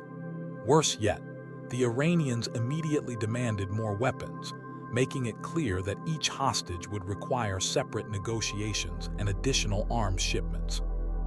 Rather than recognizing this as evidence that the policy was fundamentally flawed, Reagan administration officials doubled down. They authorized additional shipments, including advanced Hawk anti-aircraft missiles, and began dealing directly with Iranian agents rather than working through Israeli intermediaries. Each shipment was accompanied by promises that more hostages would be released, and each promise was largely unfulfilled. The futility of the arms for hostages policy became clear when new American hostages were taken faster than old ones were released. The Iranian-backed groups in Lebanon quickly realized that kidnapping Americans was an effective way to extract weapons from the United States, creating a perverse incentive that made the hostage problem worse rather than better. By the time the operation was exposed, more Americans had been taken hostage than had been released. But the Iranian side of the operation was generating something valuable: profits. The weapons were being sold to Iran at several times their original cost, creating millions of dollars in revenue that needed to be disposed of quietly. This is where the second half of the Iran-Contra equation came into play. In Central America, Reagan faced a different but equally frustrating challenge. The Sandinista government in Nicaragua was clearly aligned with the Soviet Union and Cuba, and was supporting communist rebels in neighboring El Salvador and Guatemala. Reagan saw this as an unacceptable threat to American interests, describing the Sandinistas as a direct security threat to the United States. The problem was that Congress disagreed. Memories of Vietnam had made lawmakers skeptical of American involvement in foreign conflicts, and the Contras themselves were a difficult group to support. Many were former members of Somoza's brutal National Guard, and their human rights record was questionable at best.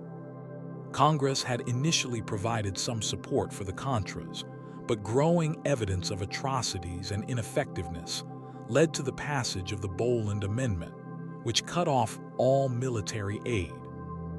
Reagan administration officials believed that the Boland Amendment was not just misguided, but potentially catastrophic for American interests. They were convinced that without American support, the Contras would collapse, leaving Nicaragua firmly in the Soviet camp and threatening the stability of all Central America. The question was how to continue supporting the Contras without violating the explicit congressional prohibition on such aid. The answer came from Lieutenant Colonel Oliver North, a Marine officer working on the National Security Council staff. North proposed using the profits from Iranian arms sales to fund Contra operations, creating a self-sustaining system that would circumvent congressional oversight entirely.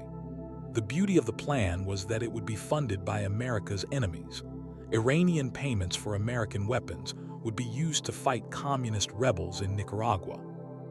North's operation quickly grew far beyond simple fund transfers.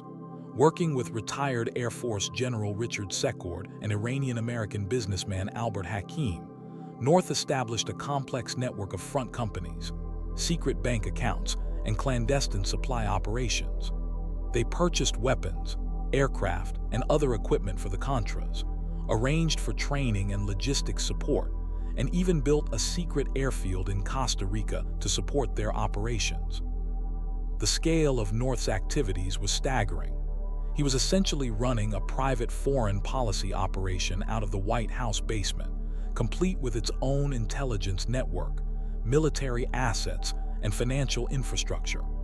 He maintained detailed records of his activities, but these records were kept in personal notebooks rather than official government files, making oversight nearly impossible.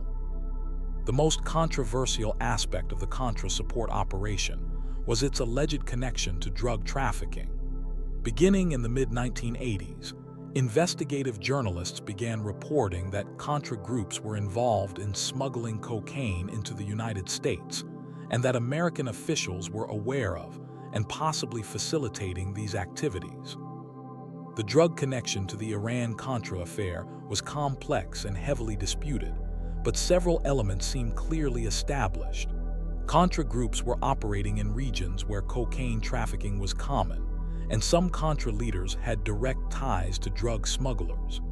Aircraft used to supply the Contras were sometimes used to transport drugs on return flights to the United States.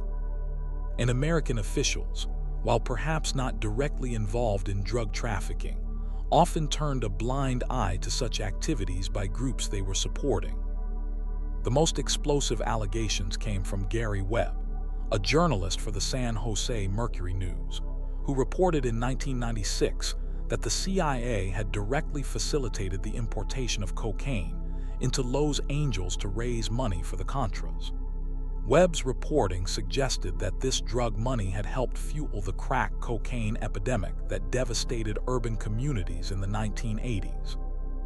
Webb's specific claims were heavily criticized and ultimately could not be fully substantiated, but they highlighted a disturbing pattern that had been documented by multiple sources.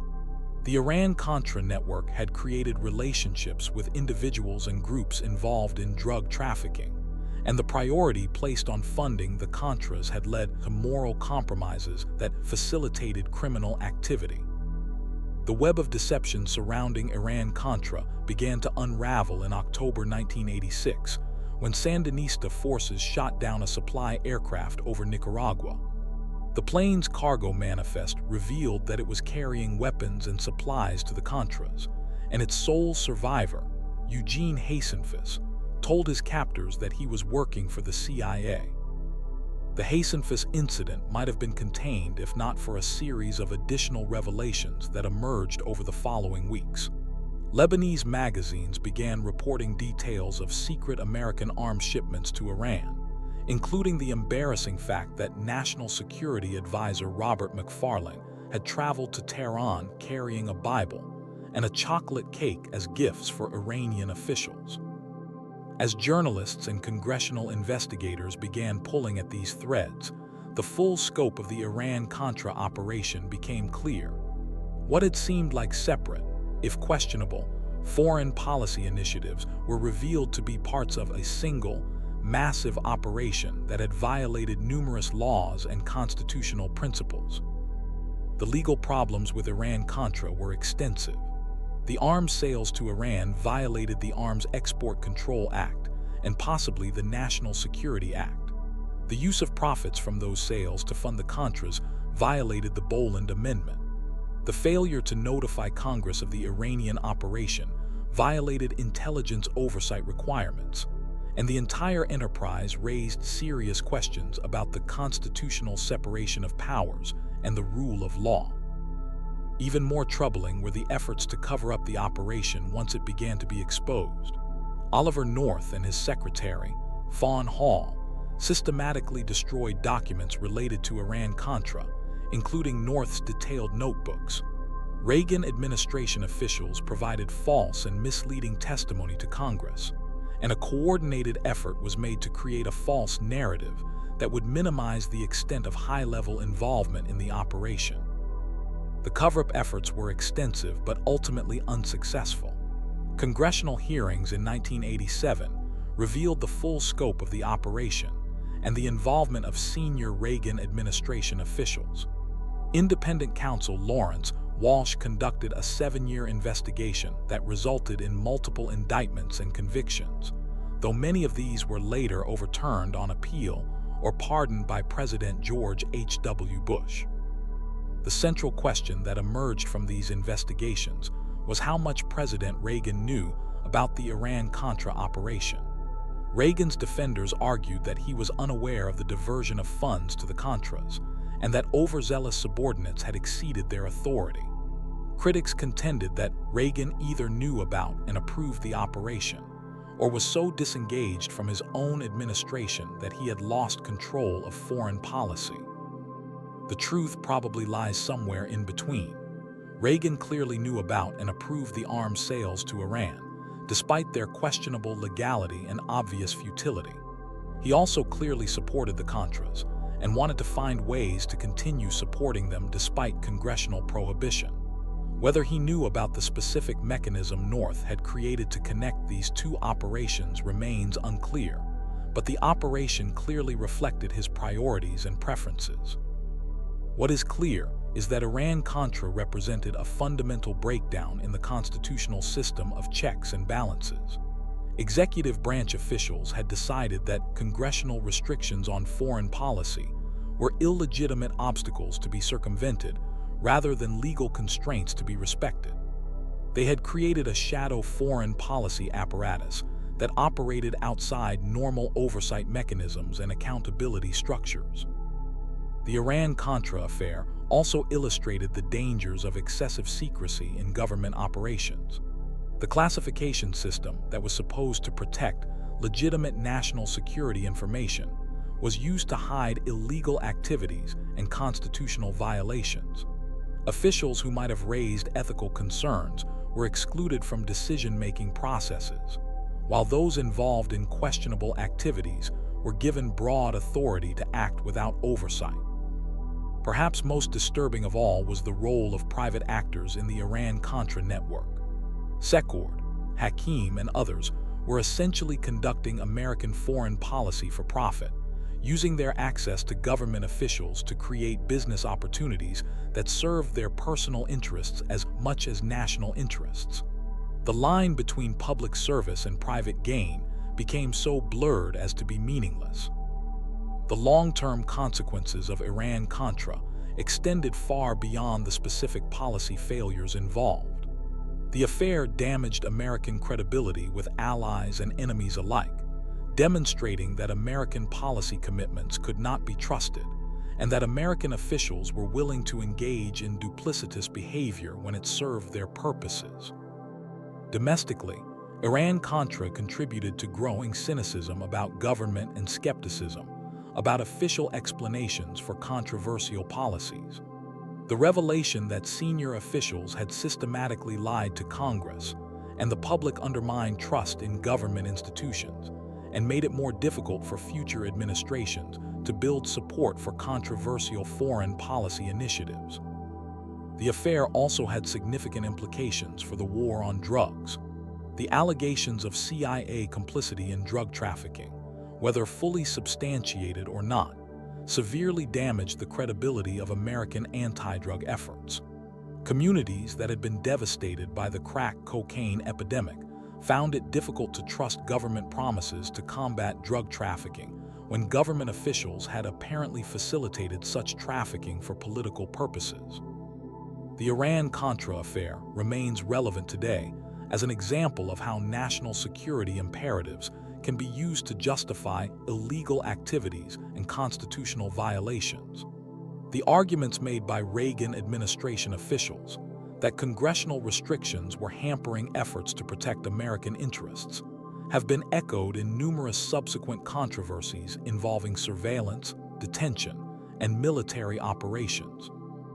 The affair also demonstrates how conspiracy theories can sometimes accurately describe reality, even when they seem too outrageous to be believable. The idea that the Reagan administration was simultaneously selling weapons to Iran and collaborating with drug traffickers to fund Central American rebels seemed absurd when it was first suggested. But sometimes the most unbelievable conspiracy theories turn out to be accurate descriptions of what actually happened. Today, Iran-Contra is studied as a cautionary tale about the dangers of excessive executive power and insufficient oversight of national security operations. The congressional investigations and independent counsel prosecutions that followed the affair led to reforms designed to prevent similar abuses. But the fundamental tensions between secrecy and accountability, between executive flexibility and legislative oversight, remain unresolved.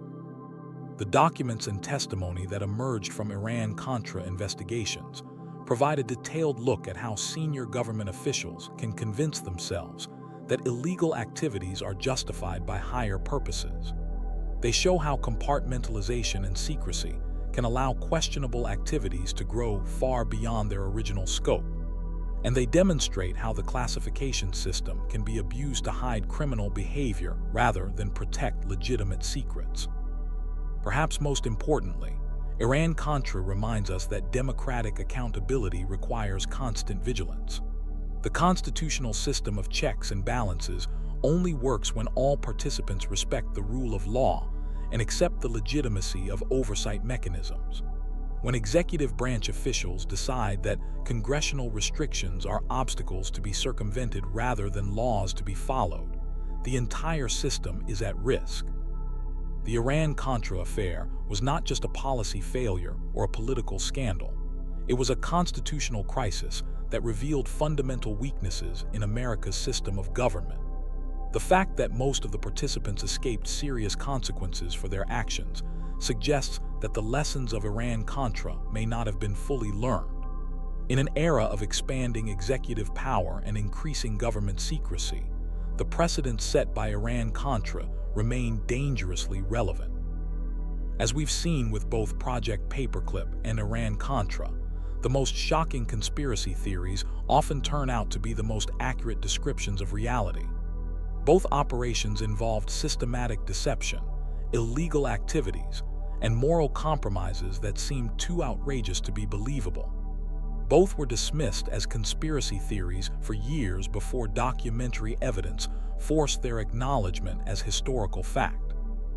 These cases remind us that governments are capable of extraordinary duplicity when they believe their actions are justified by higher purposes. They show how classification systems designed to protect national security can be abused to hide illegal activities. And they demonstrate that the most unbelievable allegations against government officials are sometimes the most accurate. In the early hours of June 17, 1972, 5 men were caught breaking into the Democratic National Committee headquarters at the Watergate complex in Washington, D.C. At first glance, it seemed like a simple burglary gone wrong. The men were arrested, charged, and the story barely made headlines. But what appeared to be a minor criminal incident would soon unravel into one of the most shocking political conspiracies in American history, ultimately bringing down a sitting president. The break-in itself was almost comically bungled. The 5 burglars, dressed in business suits and carrying sophisticated surveillance equipment, had taped open several doors in the office building. A security guard named Frank Wills noticed the tape during his rounds and called the police. When officers arrived, they found the men inside the Democratic headquarters, equipped with cameras, wiretapping devices, and large amounts of cash. It was clear this was no ordinary burglary. But who were these men, and what were they really after? The arrested individuals weren't common criminals. James McCord was a former CIA agent and the security coordinator for President Nixon's re-election campaign committee. The other 4 were Cuban Americans with ties to anti-Castro groups and previous CIA operations. Their leader, G. Gordon Liddy, wasn't even at the scene but would later be revealed as a key figure in what became known as the Watergate Conspiracy. The initial investigation revealed disturbing connections.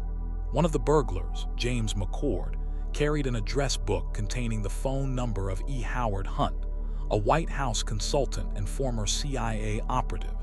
When reporters began digging deeper, they discovered that Hunt had been working on what the Nixon administration called security matters. But what kind of security matters required breaking into the opposition party's headquarters? As the story developed, it became clear that this wasn't an isolated incident. The Watergate break-in was part of a much larger pattern of political espionage and dirty tricks orchestrated by the highest levels of the Nixon administration. The president's men had been engaged in a systematic campaign to undermine political opponents, manipulate elections, and cover up their activities. The cover-up began almost immediately after the arrests. Within days, White House officials were working to distance the administration from the burglars.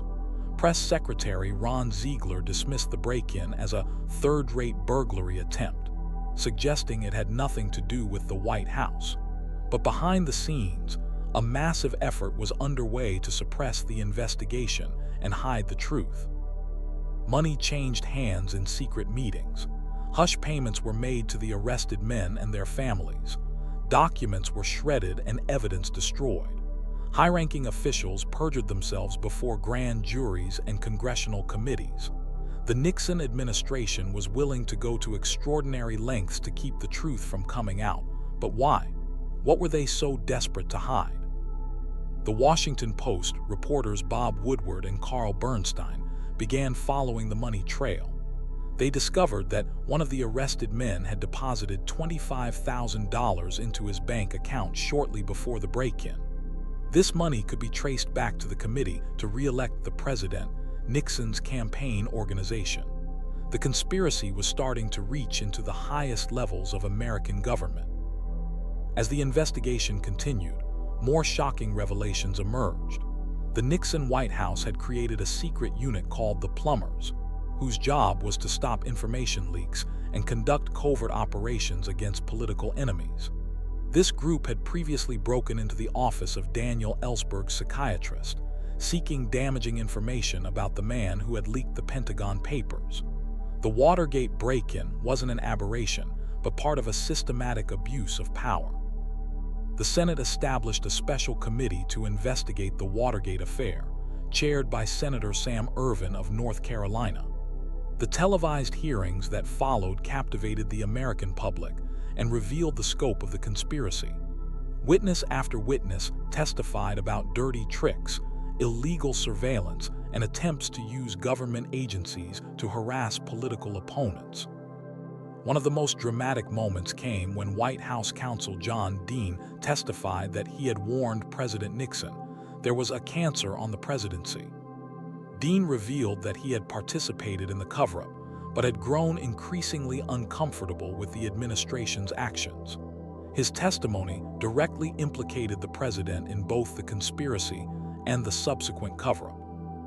But the most explosive revelation was yet to come. Alexander Butterfield, a former White House aide, revealed that President Nixon had installed a secret tapping system in the Oval Office. Every conversation in the president's office had been recorded. These tapes potentially contained evidence of Nixon's direct involvement in the conspiracy and cover-up. The battle for the tapes became the central focus of the investigation.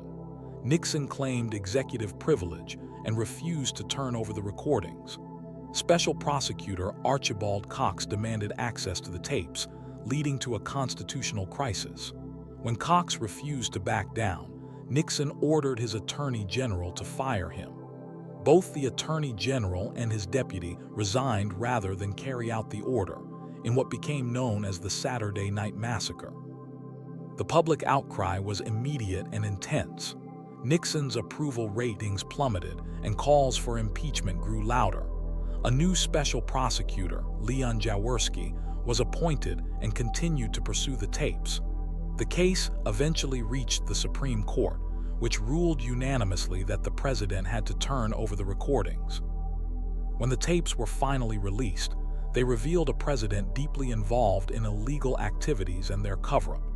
The most damaging recording was from June 23, 1972, just 6 days after the break-in. In this conversation, Nixon discussed using the CIA to stop the FBI's investigation of Watergate, clearly demonstrating obstruction of justice. The smoking gun tape, as it became known, destroyed Nixon's remaining support in Congress. Even his most loyal defenders could no longer argue that he was innocent. Impeachment proceedings began in the House Judiciary Committee, and it became clear that Nixon would likely be removed from office if he didn't resign first. On August 8, 1974, Richard Nixon became the first president in American history to resign from office. In a televised address to the nation, he admitted to errors in judgment but never fully acknowledged his role in the conspiracy. The next day, Gerald Ford was sworn in as president and would later grant Nixon a full pardon, preventing any criminal prosecution. But the Watergate conspiracy involved far more than just the break-in and cover-up. Investigations revealed a pattern of abuse of power that stretched back years. The Nixon administration had used the IRS to audit political enemies, the FBI to conduct illegal surveillance, and various other government agencies to harass opponents. They had compiled enemies lists of journalists, politicians, and activists who were then targeted for government harassment. The committee to re-elect the president had engaged in numerous dirty tricks during the 1972 campaign. They had hired provocateurs to disrupt Democratic rallies, spread false rumors about candidates, and conducted illegal espionage operations. The Watergate break-in was just one of many illegal activities designed to ensure Nixon's re-election. The conspiracy also revealed the existence of a secret slush fund used to finance these operations. Corporate contributions, much of it illegal, had been funneled through various intermediaries to pay for political espionage and dirty tricks. Some of this money had come from foreign sources, raising questions about foreign influence in American elections. One of the most disturbing aspects of the conspiracy was the willingness of so many officials to participate in illegal activities.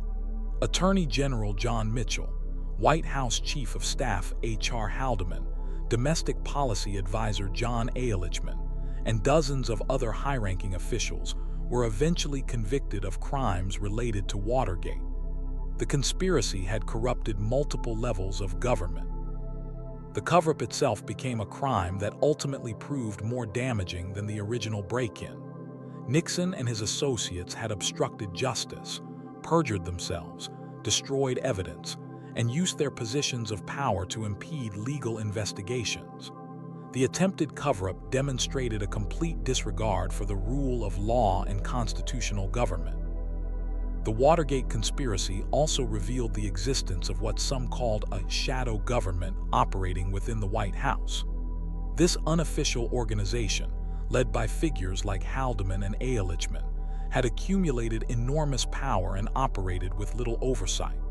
They had created their own intelligence operations, enforcement mechanisms, and even their own version of justice.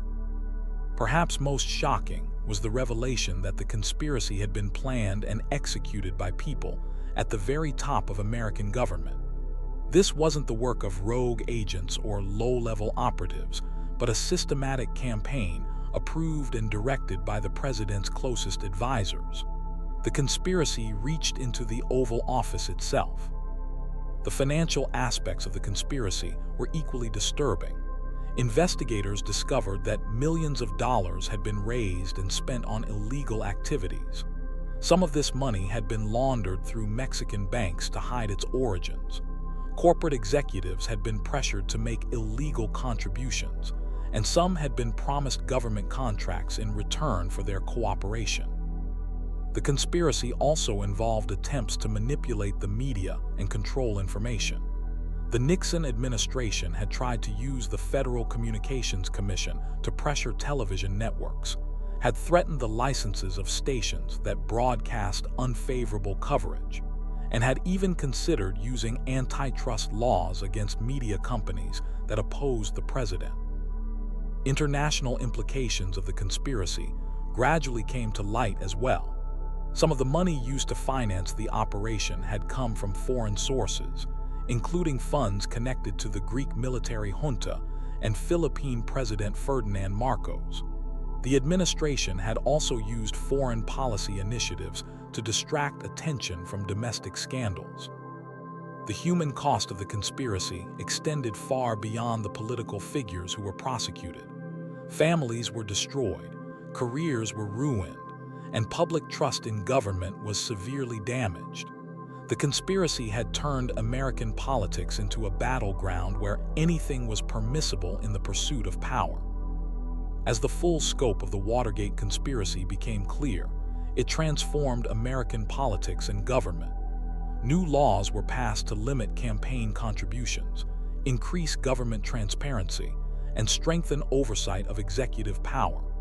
The Foreign Intelligence Surveillance Act established new procedures for government surveillance, and the Ethics in Government Act created new mechanisms for investigating official misconduct. The conspiracy also changed how Americans viewed their government and political leaders. The idea that a president could be involved in criminal activities was shocking to many people. The revelations of Watergate shattered assumptions about the integrity of American institutions and the trustworthiness of political leaders. Media coverage of the conspiracy established new standards for investigative journalism. The work of reporters like Woodward and Bernstein demonstrated the crucial role of a free press in holding government accountable. Their methodical investigation, relying on sources like the mysterious Deep Throat, showed how determined journalism could uncover even the most carefully concealed conspiracies. The legal precedents established during the Watergate investigation continue to influence American law and politics today. The Supreme Court's ruling on executive privilege, the procedures for appointing special prosecutors, and the standards for impeachment proceedings all grew out of the constitutional crisis created by the conspiracy. Looking back, the Watergate conspiracy represented a fundamental test of American democracy. Could the constitutional system survive an attempt by the highest officials to subvert the rule of law? The answer proved to be yes, but only because of the courage of individuals who were willing to put country above party and principle above personal loyalty. The conspiracy also revealed how fragile democratic institutions can be. It showed that the Constitution is only as strong as the people who are willing to defend it. Without brave whistleblowers, determined prosecutors, persistent journalists, and principled legislators, the conspiracy might never have been exposed. The lessons of Watergate continue to resonate today. The conspiracy demonstrated that no one, not even the president, is above the law. It showed the importance of checks and balances, the separation of powers, and the role of a free press in maintaining democratic government. Most importantly, it proved that in America, the truth can still prevail, even when the most powerful people in the country are determined to hide it. But questions remain about what might have happened if the burglars hadn't been caught, if the security guard hadn't noticed the tape on the doors, or if journalists hadn't been willing to pursue the story despite intense pressure from the White House. The Watergate conspiracy succeeded in many of its immediate objectives and might have remained hidden if not for a series of fortunate accidents and the courage of individuals who chose to speak the truth. In the summer of 1939, a letter arrived at the White House that would change the course of human history. Written by Albert Einstein and addressed to President Franklin D. Roosevelt, the letter warned that Nazi Germany might be developing atomic weapons. What followed was one of the most ambitious, secretive, and consequential scientific endeavors ever undertaken, the Manhattan Project. For years, this massive undertaking remained completely hidden from the American public, involving over 130,000 workers across multiple states, all laboring on a weapon so powerful it could end civilization itself. The letter that started it all came about through a chain of remarkable circumstances. Hungarian physicist Leo Szilard had fled Nazi Europe and was working in the United States when he learned that German scientists had successfully split uranium atoms. Szilard understood the implications immediately. If the Germans could harness nuclear fission, they could build weapons of unimaginable destructive power. Along with fellow Hungarian refugees Eugene Wigner and Edward Teller, Szilard convinced Einstein to write to Roosevelt, knowing that the president would take seriously any warning from the world's most famous scientist. But Einstein's letter sat on Roosevelt's desk for weeks before anyone took action. It wasn't until October of 1939 that the president finally met with a small group of scientists to discuss the possibility of atomic weapons. Even then, the initial American response was modest. A committee was formed and given a budget of just $6,000 to investigate uranium research. The United States was still years away from entering World War II, and few people could imagine the scale of what would be required to build an atomic bomb. The real impetus for the Manhattan Project came from British scientists who had made crucial breakthroughs in understanding nuclear fission. In 1941, the British Maud Committee concluded that an atomic bomb was not only possible, but could be built with a relatively small amount of uranium-235. When this report reached American officials, it galvanized them into action. The United States had the industrial capacity and resources that Britain lacked, while Britain had advanced theoretical knowledge that America needed. By December of 1941, when the Japanese attacked Pearl Harbor and brought America into the war, atomic research had become a national priority. The project that would become known as Manhattan was placed under the control of the Army Corps of Engineers, with Colonel, later General, Leslie Groves appointed as its military director. Groves was an experienced administrator who had just finished overseeing construction of the Pentagon, but even his considerable organizational skills would be tested by the challenges ahead. The first major challenge was scientific leadership. Groves needed someone who could coordinate the work of the world's most brilliant physicists, many of whom had strong personalities and independent streaks. His choice was J. Robert Oppenheimer, a theoretical physicist from the University of California at Berkeley. Oppenheimer was an unusual selection. He had no experience managing large projects, had never won a Nobel Prize, and had previous associations with communist organizations that made him a security risk. But Groves recognized that Oppenheimer had a unique combination of scientific brilliance and administrative ability that made him ideal for the job. The scientific challenges facing the Manhattan Project were staggering. No one had ever built an atomic bomb before.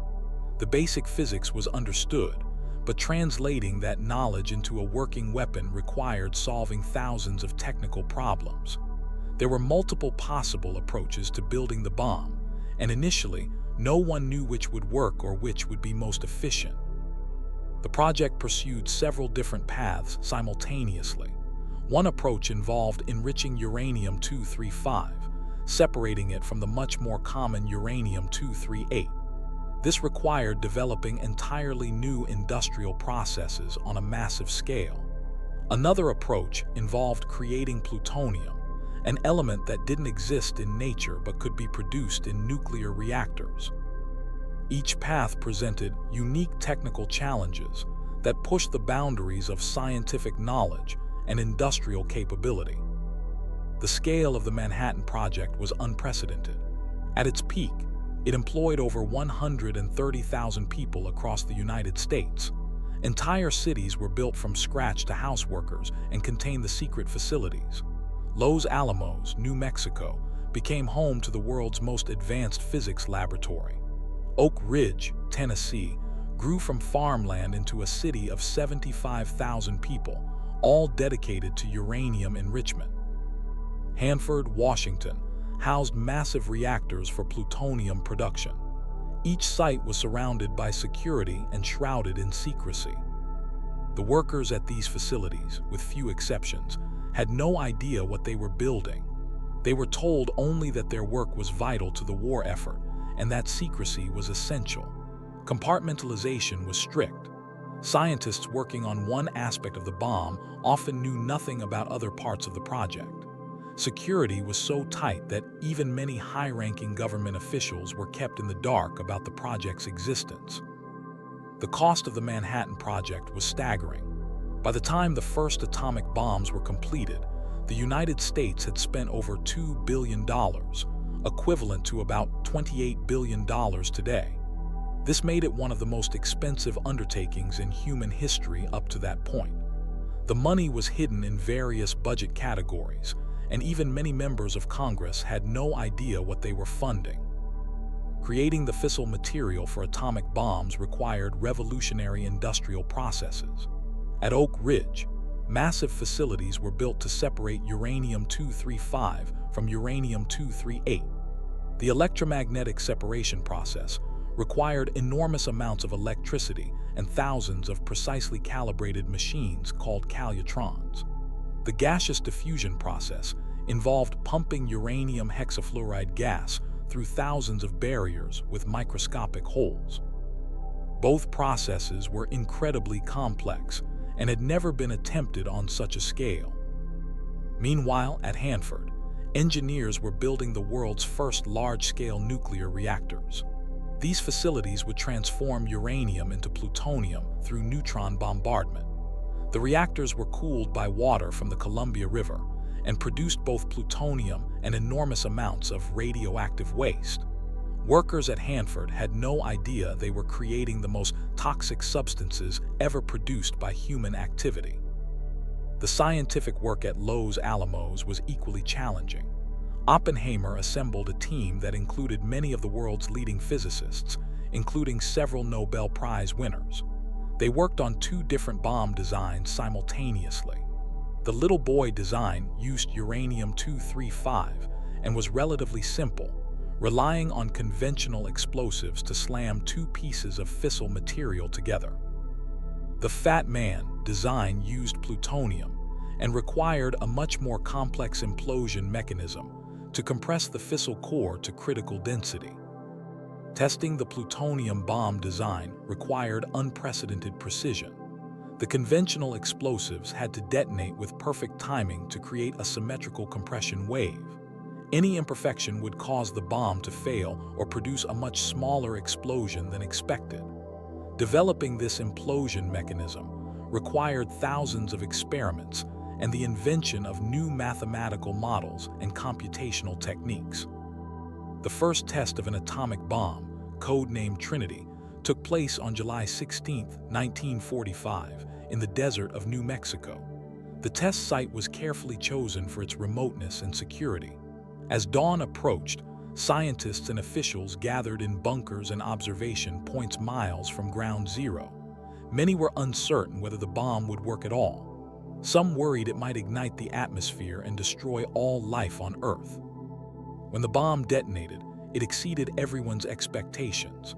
The explosion was equivalent to about 21,000 tons of TNT, far more powerful than any weapon that had ever existed. The flash of light was visible for hundreds of miles, and the mushroom cloud rose over 40,000 feet into the sky. Oppenheimer later recalled that the sight brought to mind a line from Hindu scripture, "Now I am become death, destroyer of worlds." The success of the Trinity test meant that the United States possessed the most powerful weapon in human history. President Harry Truman, who had only learned about the Manhattan Project after Roosevelt's death, now faced the decision of whether to use atomic bombs against Japan. The war in the Pacific was still raging, and military planners estimated that an invasion of Japan would cost hundreds of thousands of American lives and perhaps millions of Japanese casualties. The decision to use the atomic bomb was made in an atmosphere of intense secrecy. Even within the government, only a handful of officials knew about the weapon's existence. The Target Committee, composed of military officers and scientists, selected potential Japanese cities based on their military significance and the visibility of damage that an atomic bomb would cause. Hiroshima was chosen as the primary target for the first bomb. On August 6, 1945, the B-29 bomber Enola Gay dropped Little Boy on Hiroshima. The bomb exploded at approximately 8:15 a.m. local time, instantly killing tens of thousands of people and destroying most of the city center. 3 days later, Fat Man was dropped on Nagasaki, causing similar devastation. Japan surrendered on August 15th, ending World War II. The atomic bombings marked the end of the Manhattan Project's secrecy. For the first time, the American public learned about the massive undertaking that had been conducted in their name. Newspapers across the country carried headlines about the atomic bomb and the secret cities that had been built to create it. The revelation was shocking. How had such an enormous project been kept secret for so long? The secrecy had been maintained through a combination of compartmentalization, propaganda, and security measures. Workers at the various sites were told they were contributing to the war effort, but were given no details about the specific nature of their work. Security personnel monitored communications and investigated anyone who seemed too curious about the project's purpose. The cover story was that the facilities were producing materials for the war, which was technically true, but revealed nothing about atomic weapons. The success of the Manhattan Project's secrecy was remarkable. Despite involving over 130,000 people across multiple states, no significant security breaches occurred during the war. The Soviet Union did have spies within the project, but their intelligence gathering didn't compromise the program's basic security. Even Nazi Germany, despite having some of the world's leading nuclear physicists, never came close to building an atomic bomb. The scientific legacy of the Manhattan Project extended far beyond weapons. The research conducted during the war advanced understanding of nuclear physics, materials science, and engineering. Many of the techniques developed for the project found peaceful applications in nuclear power, medicine, and other fields. The computers used for calculations at Los Alamos were among the first electronic computers ever built and helped launch the computer age. But the project also raised profound ethical questions that continue to be debated today. Many of the scientists who worked on the bomb later questioned whether it should have been used against civilian targets. Some argued that a demonstration explosion might have convinced Japan to surrender without the massive loss of life at Hiroshima and Nagasaki. Others maintained that the bombings were necessary to end the war quickly and save lives on both sides. The Manhattan Project also initiated the nuclear age and the Cold War arms race that would define international relations for decades. Once the secret of atomic weapons was revealed, other nations began developing their own nuclear programs. The Soviet Union tested its first atomic bomb in 1949, followed by Britain in 1952, France in 1960, and China in 1964. The environmental and health consequences of the Manhattan Project are still being understood today. Workers at the various sites were exposed to radiation and toxic chemicals, often without their knowledge or adequate protection. Communities near the facilities were also affected by radioactive contamination. The Hanford site, in particular, released large amounts of radioactive material into the environment, creating health problems that persist today. The management structure of the Manhattan Project became a model for later government scientific programs. The combination of military administration, scientific leadership, and massive federal funding proved effective for achieving specific technological goals. This approach was later used for the space program, missile development, and other major scientific undertakings. Looking back, the Manhattan Project represents both the greatest triumph and the greatest moral challenge of 20th century science. It demonstrated humanity's ability to solve complex technical problems and accomplish seemingly impossible goals. But it also showed how scientific knowledge could be used to create weapons of unprecedented destructive power. The project's secrecy was both necessary for success and problematic for democracy. The ability to conduct such a massive undertaking without public knowledge or debate raised questions about government accountability and the role of citizens in major policy decisions. The precedent of secret government programs conducting research with enormous implications for society continues to influence American politics and policy today. The individuals who worked on the Manhattan Project were forever changed by their experience. Many of the scientists later became advocates for nuclear disarmament and international cooperation. They understood better than anyone the destructive potential of the weapons they had created and worked to prevent their proliferation and use. The Manhattan Project succeeded in its immediate goal of ending World War II, but it also created challenges that humanity continues to face. The existence of nuclear weapons has made global war potentially catastrophic, while also serving as a deterrent to major conflicts between nuclear powers. The technology developed for weapons has provided clean energy and medical benefits, but it has also created environmental hazards and security risks. The story of the Manhattan Project demonstrates how scientific knowledge can be both liberating and dangerous, how secrecy can be both necessary and problematic, and how individual choices can have consequences that echo through generations. It remains one of the most significant examples of human ingenuity and organization, as well as one of the most sobering reminders of the power of scientific knowledge and the responsibility that comes with it.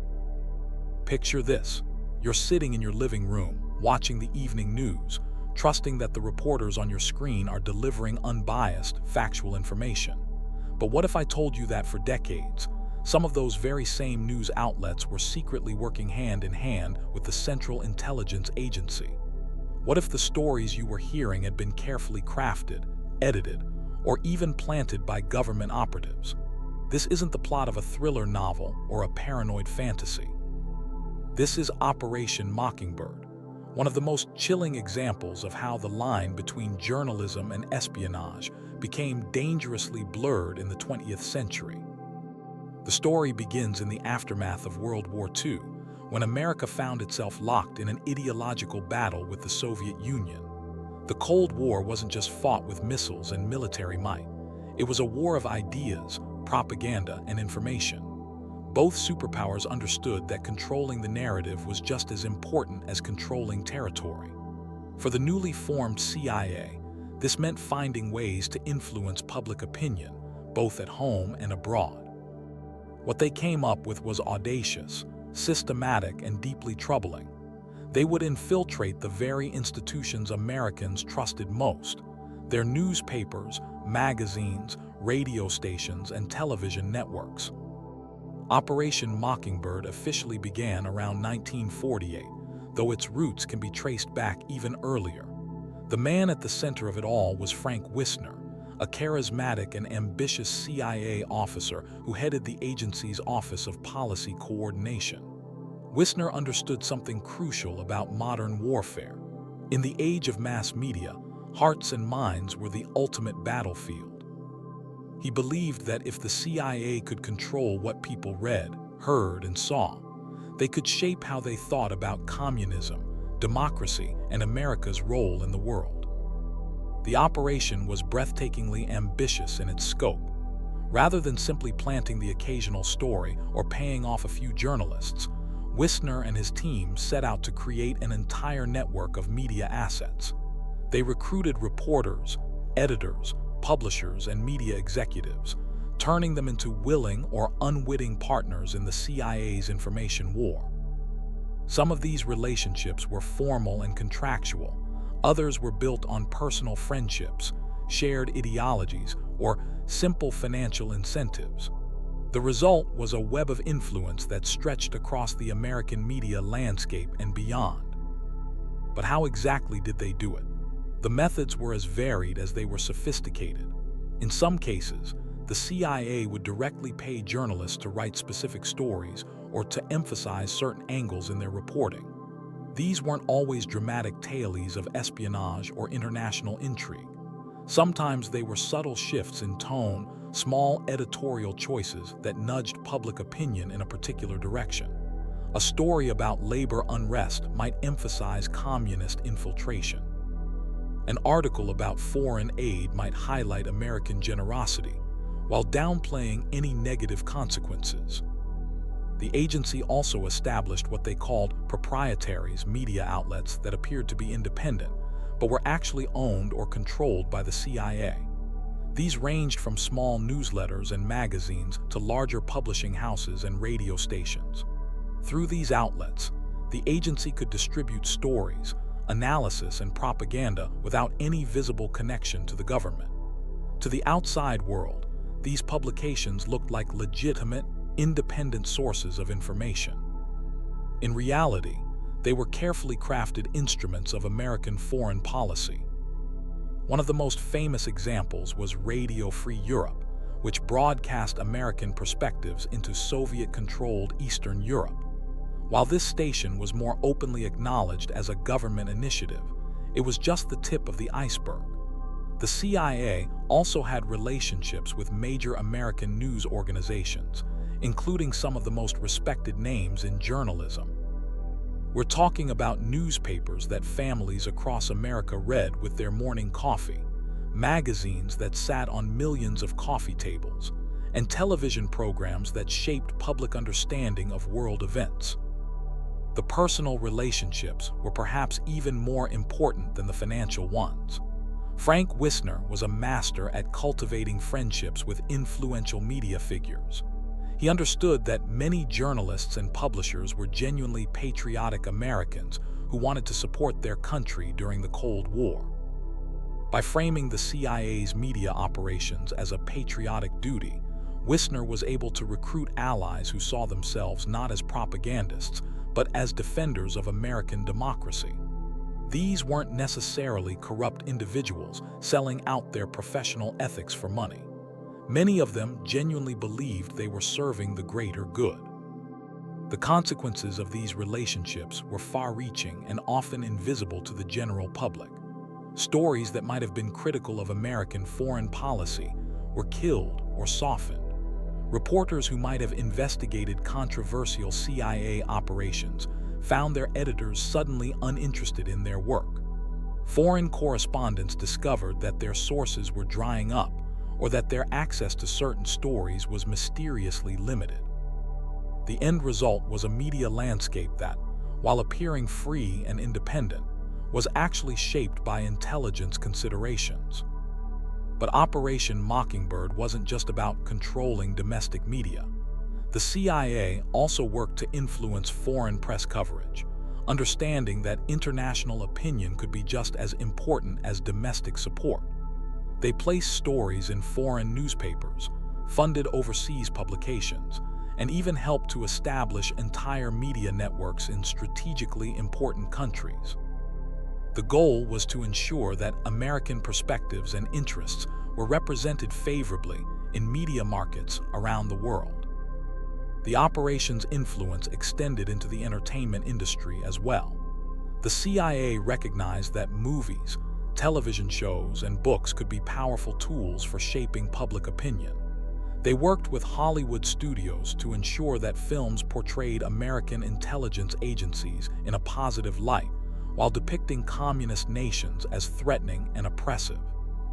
Popular culture became another battlefield in the information war, with American values and perspectives subtly woven into entertainment that reached millions of people worldwide.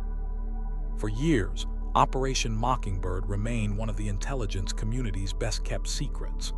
The journalists and media executives involved were bound by a combination of personal loyalty, professional relationships, and sometimes formal secrecy agreements. The general public had no idea that their trusted news sources might be influenced by intelligence considerations. Even many people within the media industry were unaware of the full extent of the CIA's involvement in their profession. The first cracks in this wall of secrecy began to appear in the late 1960s and early 70s. The Vietnam War had created a more skeptical attitude toward government claims and official narratives. Journalists who had once accepted government sources without question were beginning to ask harder questions. The Pentagon Papers, published in 1971, revealed that the government had systematically lied to the public about the war in Vietnam. This revelation created an atmosphere in which other government deceptions seemed possible, even likely. The real breakthrough came with the Church Committee investigations of 1975. Named after Senator Frank Church of Idaho, these congressional hearings were designed to investigate intelligence abuses in the wake of the Watergate scandal. For the first time, CIA officials were forced to testify under oath about their domestic operations, including their relationships with American media organizations. The revelations were stunning and deeply troubling to many Americans. The committee's final report revealed that the CIA had maintained relationships with more than 50 American news organizations and hundreds of individual journalists. These relationships had been used to plant stories, suppress unwanted coverage, and generally manipulate the flow of information to the American public. The report described a systematic effort to turn American journalism into an instrument of foreign policy, blurring the lines between independent reporting and government propaganda. One of the most shocking revelations concerned the CIA's relationship with major American newspapers. The agency had maintained close ties with publishers, editors, and reporters at some of the most prestigious news organizations in the country. These weren't fly-by-night publications or fringe media outlets. These were the newspapers and magazines that defined American journalism, the sources that other media organizations looked to for leadership and credibility. The Church Committee also revealed the extent to which the CIA had used American journalists as intelligence assets overseas. Reporters with legitimate press credentials were asked to gather information, make contacts, and even recruit sources for the agency. This practice put genuine journalists at risk and undermined the credibility of American media in countries around the world. Foreign governments and sources could never be entirely sure whether they were dealing with an independent journalist or a CIA operative. The revelations created a crisis of confidence in American journalism. If some of the most trusted names in news had been secretly working with the CIA, how could the public know what information to trust? The The scandal raised fundamental questions about the relationship between government and media in a democratic society. How much cooperation between intelligence agencies and news organizations was appropriate? Where should the line be drawn between national security and press freedom? The immediate response from both the CIA and major news organizations was to minimize the scandal and distance themselves from past practices. CIA Director William Colby testified that the agency would no longer use accredited American journalists as intelligence assets. Major newspapers and magazines issued statements claiming that they had ended their relationships with the CIA and would maintain strict independence in the future. But for many Americans, the damage to trust had already been done. The long-term consequences of Operation Mockingbird continue to reverberate today. The scandal contributed to a broader erosion of trust in major institutions that began in the 1970s and continues to this day. Americans became more skeptical of official sources and more willing to question mainstream media narratives. While this skepticism has sometimes led to valuable investigative reporting and accountability, it has also contributed to the rise of conspiracy theories and alternative media sources that may be less reliable than traditional journalism. The operation also had a lasting impact on the practice of journalism itself. News organizations were forced to reckon with the fact that some of their colleagues had compromised their professional integrity in service of government interests. This led to stronger ethical guidelines, more explicit policies about relationships with government sources, and greater emphasis on transparency and independence. Many news organizations also became more aggressive in their oversight of government activities, seeing themselves as essential checks on official power. But perhaps the most troubling aspect of Operation Mockingbird is what it reveals about the vulnerability of democratic institutions to manipulation and control. A free press is supposed to be one of the cornerstones of democratic society, providing citizens with the information they need to make informed decisions about their government and their lives. When that press becomes compromised by secret relationships with intelligence agencies, the entire democratic process is undermined. The story of Operation Mockingbird also raises uncomfortable questions about how much we still don't know. The Church Committee investigations revealed extensive CIA manipulation of media during the Cold War, but they focused primarily on formal, documented relationships. What about the informal networks, the personal friendships, the subtle influences that might not show up in official records?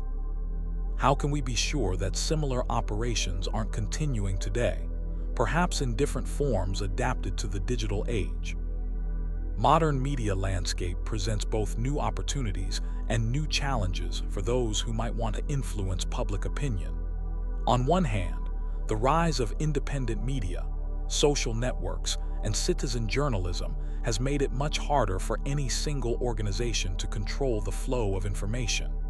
On the other hand, these same technologies have created new vulnerabilities. Foreign governments and other actors can now spread disinformation more easily than ever before, and the fragmentation of media sources has made it harder for the public to distinguish between reliable and unreliable information. The legacy of Operation Mockingbird serves as a reminder that eternal vigilance is indeed the price of freedom. Democratic societies must constantly guard against the tendency of powerful institutions to manipulate information for their own purposes. This means supporting independent journalism, demanding transparency from government agencies, and maintaining a healthy skepticism toward all sources of information, whether official or unofficial. It's also worth considering what Operation Mockingbird tells us about the nature of truth itself in a complex world. The CIA officials who designed and implemented this program weren't necessarily evil people trying to deceive the American public for malicious purposes. Many of them genuinely believed they were protecting American democracy from communist threats. They saw media manipulation as a necessary tool in a larger struggle for freedom and justice. This raises difficult questions about when, if ever, It might be acceptable for democratic governments to use deceptive practices in service of supposedly democratic goals. The journalists and media executives who participated in Operation Mockingbird also faced complex moral choices. Should they prioritize their professional obligation to provide independent, objective reporting, or their patriotic duty to support their country in a global ideological struggle? Should they trust their government's claims about national security threats, or should they maintain skeptical independence regardless of the consequences? These aren't easy questions, and reasonable people can disagree about the right answers. What makes Operation Mockingbird particularly disturbing is not just what it reveals about government overreach, but what it tells us about the fragility of the institutions we depend on for reliable information. The operation succeeded for so long precisely because it exploited the trust that Americans placed in their news media. People believed what they read in newspapers and saw on television because they assumed that journalists were independent professionals committed to finding and reporting the truth. When that assumption proved false, it called into question not just specific stories or sources, but the entire system of democratic discourse. Today, as we grapple with concerns about foreign interference in our elections, the spread of disinformation on social media, and declining trust in traditional institutions, the lessons of Operation Mockingbird feel more relevant than ever. The specific tactics may have changed, but the fundamental challenge remains the same. How do we maintain access to reliable, independent information in a world where powerful interests are constantly trying to shape what we think and believe? The answer isn't simple, but it starts with understanding and remembering episodes like Operation Mockingbird. By learning about how information manipulation has worked in the past, we can better recognize and resist it in the present. This means supporting news organizations that demonstrate genuine independence and transparency, demanding accountability from government agencies, and maintaining the kind of healthy skepticism that makes democracy possible. The story of Operation Mockingbird is ultimately a story about power and its abuse. It reminds us that even in democratic societies, those in positions of authority will sometimes be tempted to use that authority in ways that undermine the very principles they claim to defend. The only protection against such abuses is an informed, vigilant citizenry that refuses to take official claims at face value and insists on transparency and accountability from all powerful institutions. As we move forward in an age of information warfare and digital manipulation, the lessons of Operation Mockingbird become even more important. We must remain committed to the principle that a free, independent press is essential to democratic society, while also recognizing that this freedom requires constant protection and vigilance. The price of liberty, as the saying goes, is eternal vigilance, and nowhere is this more true than in our relationship with the sources of information that shape our understanding of the world. In the autumn of 1894, a cleaning lady working in the German embassy in Paris made a discovery that would tear French society apart and expose the ugly face of institutional anti-Semitism that lurked beneath the surface of the French Republic. What she found was a piece of paper, torn and discarded in a waste paper basket, that would become known as the bordereau. This document, written in French and containing military secrets, appeared to be evidence of treason at the highest levels of the French army. But the story of how this evidence was used, who was blamed, and what followed would become one of the most shameful episodes in French history, a case study in how prejudice, nationalism, and institutional corruption can corrupt justice itself. The France of the 1890s was a nation still finding its identity. The Third Republic was barely 2 decades old, born from the ashes of defeat in the Franco-Prussian War and the chaos of the Paris Commune. The country was deeply divided between republicans and monarchists, between secular and religious factions, between those who embraced modernity and those who longed for a return to traditional values. Anti-Semitism was widespread and respectable, woven into the fabric of French society and particularly virulent within the military establishment. Into this volatile atmosphere came Captain Alfred Dreyfus, a 35-year-old artillery officer from Alsace who had chosen to remain French when his native region was annexed by Germany after the War of 1870. Dreyfus was everything the French military establishment distrusted. He was Jewish, he was wealthy, he was intellectual, and he came from a region now under German control. When the cleaning lady's discovery reached the statistical section, the French Army's counterintelligence unit, it didn't take long for suspicion to fall on Dreyfus. The bordereau contained information about French military secrets that suggested the writer had access to highly classified documents, but the evidence against Dreyfus was remarkably thin. The handwriting analysis was inconclusive at best, conducted by experts who reached contradictory conclusions. There was no clear motive established, no evidence of contact with German agents, no proof that Dreyfus had actually transmitted secrets to the enemy. What there was, however, was a deep well of anti-Semitic prejudice that made Dreyfus seem like the perfect suspect. The investigation was conducted in an atmosphere of paranoia and nationalism that made a fair assessment of the evidence nearly impossible.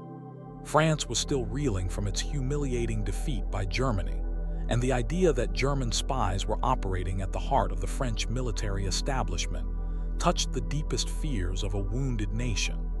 The officers conducting the investigation were already convinced of Dreyfus's guilt before they had examined the evidence.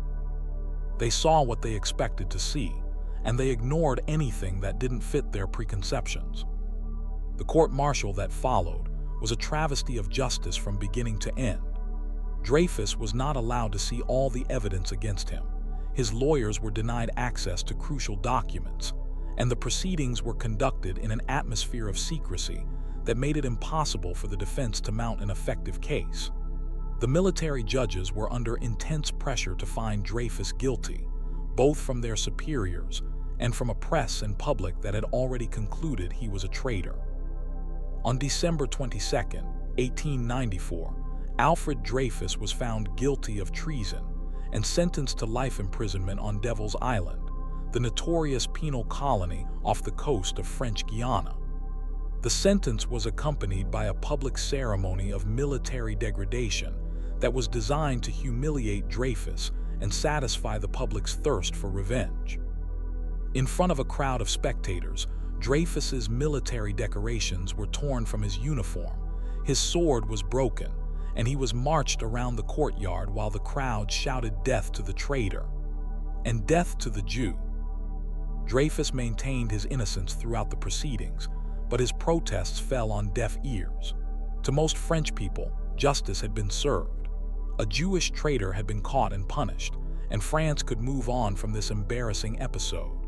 The case seemed closed, and Alfred Dreyfus disappeared into the hell of Devil's Island, where he would spend the next 4 years in solitary confinement, slowly deteriorating under the tropical sun and the weight of his unjust punishment. But the Dreyfus case was far from over. In 1896, a new piece of evidence came to light that would eventually unravel the entire case. Lieutenant Colonel Georges Piquart, who had taken over as head of the statistical section, discovered a postcard that had been intercepted by French intelligence. The postcard, known as the Petit Bleu, was addressed to Major Ferdinand Walsin Esterhazy, a French officer with a history of financial problems and questionable loyalty. The handwriting on the Petit Bleu appeared to match the handwriting on the original bordereau. Piquart was a career officer with impeccable credentials and no particular sympathy for Jews, but he was also a man of integrity who believed in justice and truth. As he investigated further, he became increasingly convinced that Esterhazy, not Dreyfus, was the real traitor. The evidence was compelling. Esterhazy had debts, he had expressed anti-French sentiments, and his handwriting was a much closer match to the bordereau than Dreyfus's had ever been. When Piquart brought his concerns to his superiors, he expected them to welcome the news that they had caught the real traitor and could free an innocent man. Instead, he encountered a wall of resistance and hostility that revealed the true nature of the conspiracy against Dreyfus. His superiors made it clear that they had no interest in reopening the case. Dreyfus had been convicted, the matter was closed, and any attempt to question that verdict would be seen as an attack on the honor of the French army. The reaction of the military leadership revealed that this was no longer about finding the truth or protecting French security. It had become about protecting the reputation of the institutions and individuals who had engineered Dreyfus's conviction. Admitting that they had been wrong about Dreyfus would mean admitting that the French army's leadership was incompetent, that its intelligence services were unreliable, and that its justice system was corrupt. For men who had built their careers on military honor and institutional loyalty, such an admission was unthinkable. Piquart found himself transferred to distant posts and eventually dismissed from the army when he refused to remain silent about what he had discovered. But his revelations had already begun to reach people outside the military establishment who were willing to listen and act on them. The most important of these was Matthew Dreyfus, Alfred's brother, who had spent years trying to prove his brother's innocence, and now finally had evidence to support his claims. The case might have remained buried if not for the intervention of one of France's most famous writers. Émile Zola, the renowned novelist and champion of social justice, had been following the case with growing concern. When he learned about Piquart's discoveries and the military's refusal to act on them, he decided to use his fame and literary skill to force the issue into the open. On January 13, 1898, Zola published an open letter in the newspaper L'Aurore under the headline "J accuse," or "I accuse." Zola's letter was a masterpiece of moral outrage and carefully marshaled evidence. In it, he directly accused the military leadership of knowingly convicting an innocent man and then covering up their mistake to protect their own reputations. He named names, detailed the evidence, and challenged the government to prosecute him for libel if they dared. The letter caused a sensation, selling 300,000 copies in a single day and forcing the Dreyfus case back into the national spotlight. The publication of J accuse divided French society more deeply than any issue since the Revolution. On one side were the Dreyfusards, who believed in Dreyfus's innocence and demanded a retrial. They included many of France's leading intellectuals, writers, and progressive politicians who saw the case as a test of French commitment to justice and human rights. On the other side were the anti-Dreyfusards, who supported the military's verdict and saw any attempt to reopen the case as an attack on French patriotism and military honor. The divide wasn't just political, it was deeply personal and often violent. Families were split apart, friendships were destroyed, and riots broke out in cities across France. Anti-Semitic demonstrations became common, with mobs attacking Jewish businesses and synagogues. The case had unleashed forces of hatred and nationalism that threatened the very foundations of the French Republic. The anti-Dreyfusard camp included some of the most influential voices in French society. The Catholic Church, which saw the case as part of a broader attack on traditional French values, threw its support behind the military. Nationalist politicians used the case to rally support for their vision of a stronger, more militaristic France. Even many ordinary French people, who had no particular opinion about Dreyfus himself, resented what they saw as an attempt by intellectuals and foreigners to undermine French institutions. The government, caught between these competing pressures, tried to find a middle ground that would satisfy both sides. They agreed to retry Esterhazy, the man Piquart had identified as the real traitor, but the trial was a sham from beginning to end. Esterhazy was acquitted after a trial that lasted only 3 days, and his supporters carried him from the courtroom in triumph. The message was clear: the military establishment would protect its own, regardless of the evidence. But the truth has a way of emerging, even when powerful institutions try to suppress it. As the months passed, more evidence of the conspiracy against Dreyfus came to light. It was revealed that the military had fabricated evidence to use against Dreyfus at his original trial. Documents had been forged, witnesses had been coached, and evidence favorable to Dreyfus had been suppressed. The case against him hadn't just been weak, it had been deliberately constructed through fraud and perjury. The most damaging revelation came when it was discovered that Major Hubert Joseph Henry, one of the officers involved in the original investigation, had forged crucial documents to strengthen the case against Dreyfus. When confronted with evidence of his forgery, Henry confessed and then committed suicide, leaving behind a letter that admitted his role in the conspiracy. His death was a devastating blow to the anti-Dreyfusard cause and made it impossible to continue denying that serious mistakes had been made.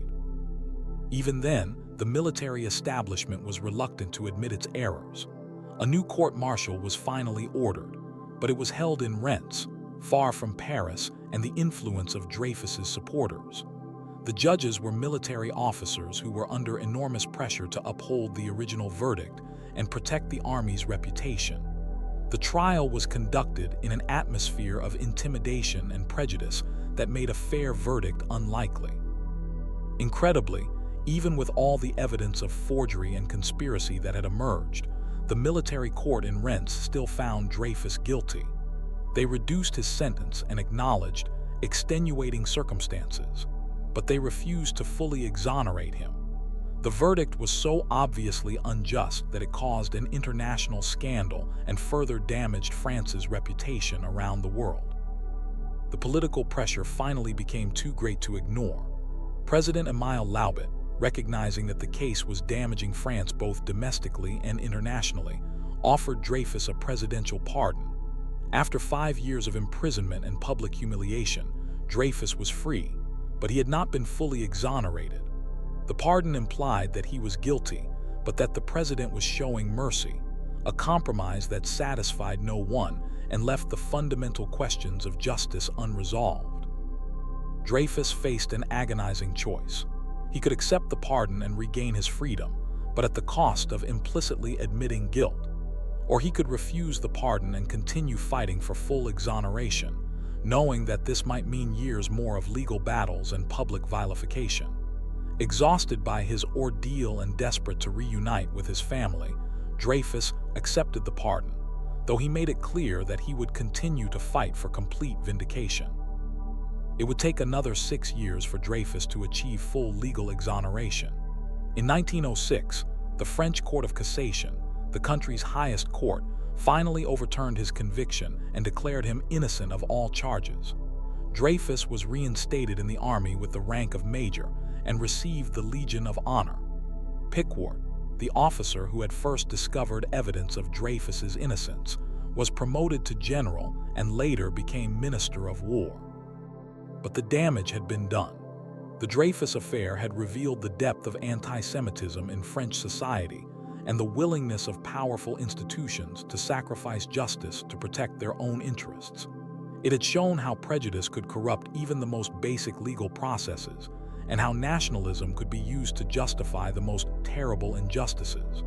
The case had torn French society apart and left scars that would take generations to heal. The affair also had important political consequences that extended far beyond the fate of one man. The crisis had strengthened the hand of Republican and secular forces in French politics, while discrediting the Catholic Church and conservative nationalists who had supported the military's position. Laws were passed separating church and state, and the influence of the military in civilian affairs was reduced. In some ways, the Third Republic emerged stronger from the crisis, but at an enormous cost in social cohesion and national unity. The international implications were equally significant. The Dreyfus Affair had shown the world that even the most civilized nations could be corrupted by prejudice and nationalism. It had demonstrated the vulnerability of minority groups in societies that claimed to believe in equality and justice. For many Jewish observers, including a young journalist named Theodor Herzl, who covered the trial for a Viennese newspaper, the case proved that Jews would never be fully accepted in European society, and needed a homeland of their own. The lessons of the Dreyfus Affair remain relevant today, more than a century after Alfred Dreyfus was finally exonerated. The case shows how easily legal institutions can be corrupted by prejudice and political pressure, how powerful groups will often close ranks to protect their interests even when they know they are wrong, and how public opinion can be manipulated by appeals to nationalism and fear. Perhaps most importantly, the Dreyfus Affair demonstrates the crucial role that individuals can play in fighting injustice, even when they face overwhelming opposition.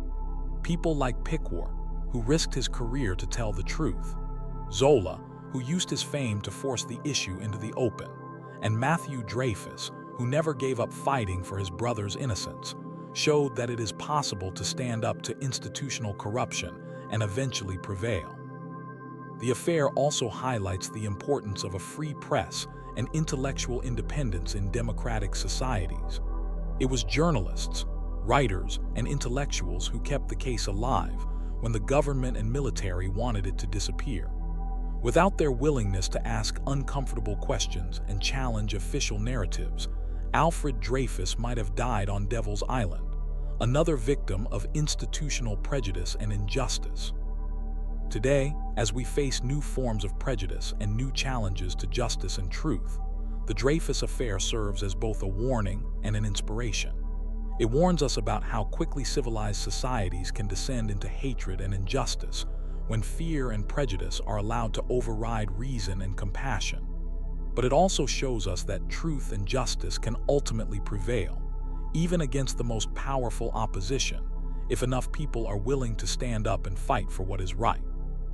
The story of Alfred Dreyfus reminds us that the price of justice is eternal vigilance, and that each generation must be prepared to defend the principles of fairness and equality that make democratic society possible. The conspiracy against Dreyfus was eventually exposed and defeated, but only because people of conscience refused to remain silent in the face of injustice.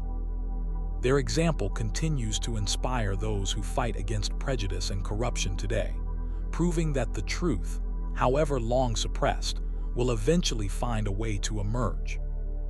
Deep in the archives of corporate America lies one of the most damning collections of documents ever assembled.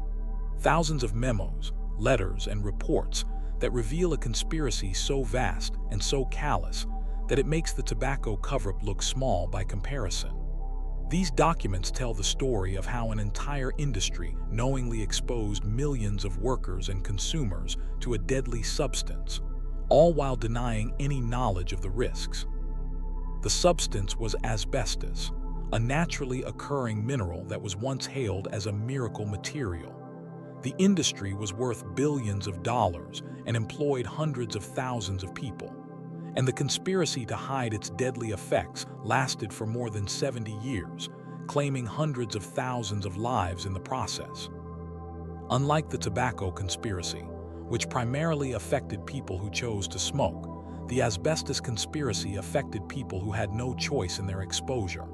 Construction workers, factory employees, shipyard workers, and even family members who washed contaminated clothes were exposed to asbestos fibers without knowing the risks. Many of them wouldn't develop symptoms for decades, and by the time they did, it would be too late. The story begins in the early 1900s, when asbestos was becoming one of the most important industrial materials in the world.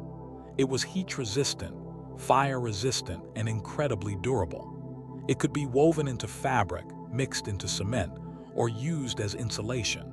It seemed like the perfect material for the industrial age, and companies rushed to find new uses for it. Asbestos was everywhere. It was in the walls of schools and hospitals, the brake pads of cars, the insulation around pipes and boilers. It was in floor tiles and ceiling tiles, in roofing materials and siding.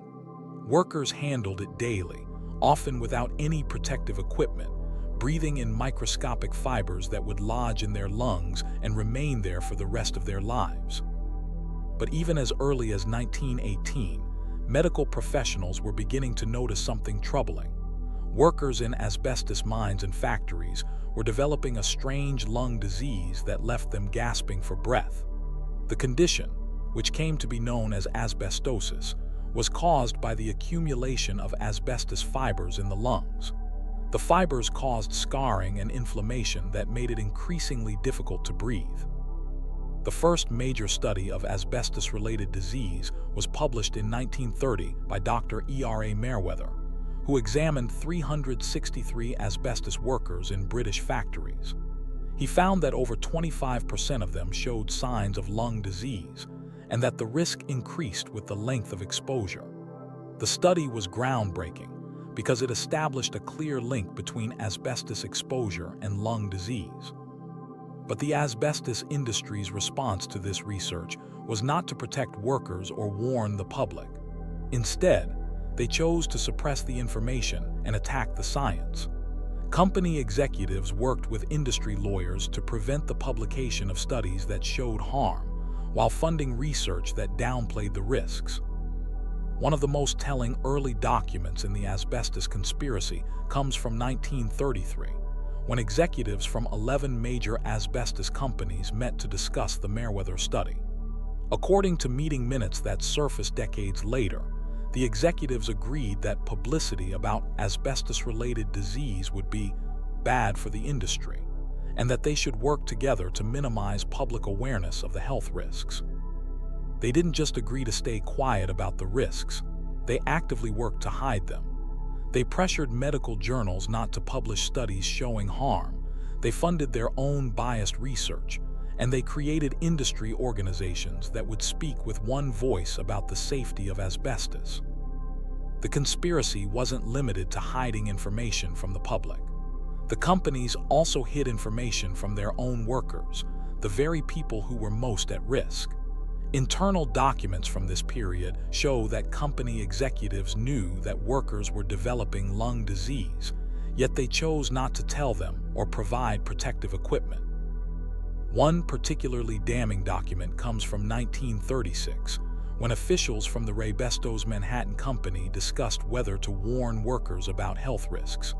According to internal memos, the company decided against warning workers because it might lead to lawsuits and bad publicity.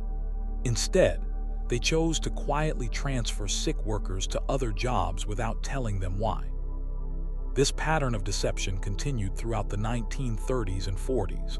As more studies confirmed the link between asbestos and lung disease, the industry's response was to attack the researchers, question the methodology, and claim that more research was needed. They used many of the same tactics that would later be employed by the tobacco industry, funding biased studies, creating doubt about the science, and delaying regulation for as long as possible. But the asbestos story was about to take an even darker turn. In the 1940s and 50s, researchers began to discover that asbestos didn't just cause asbestosis, it also caused cancer. And not just lung cancer, but a rare and particularly deadly form of cancer called mesothelioma.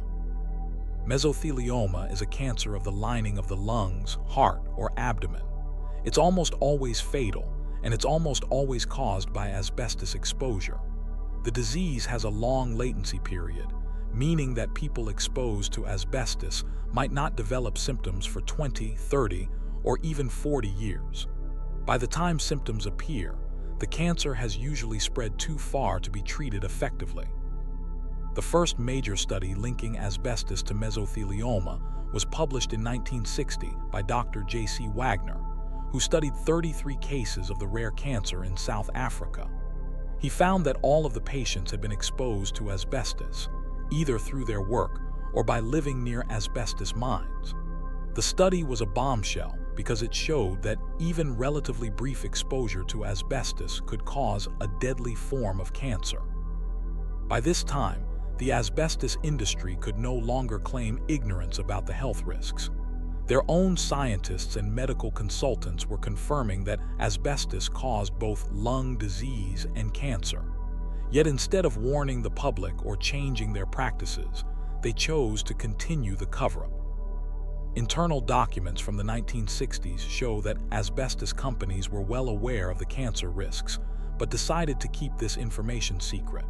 In 1964, Dr. Kenneth Smith, the medical director of Johns Manville, one of the largest asbestos companies, wrote in an internal memo, "It is felt that the fibrosis of this disease is irreversible and permanent, so that eventually compensation will be paid to each of these men.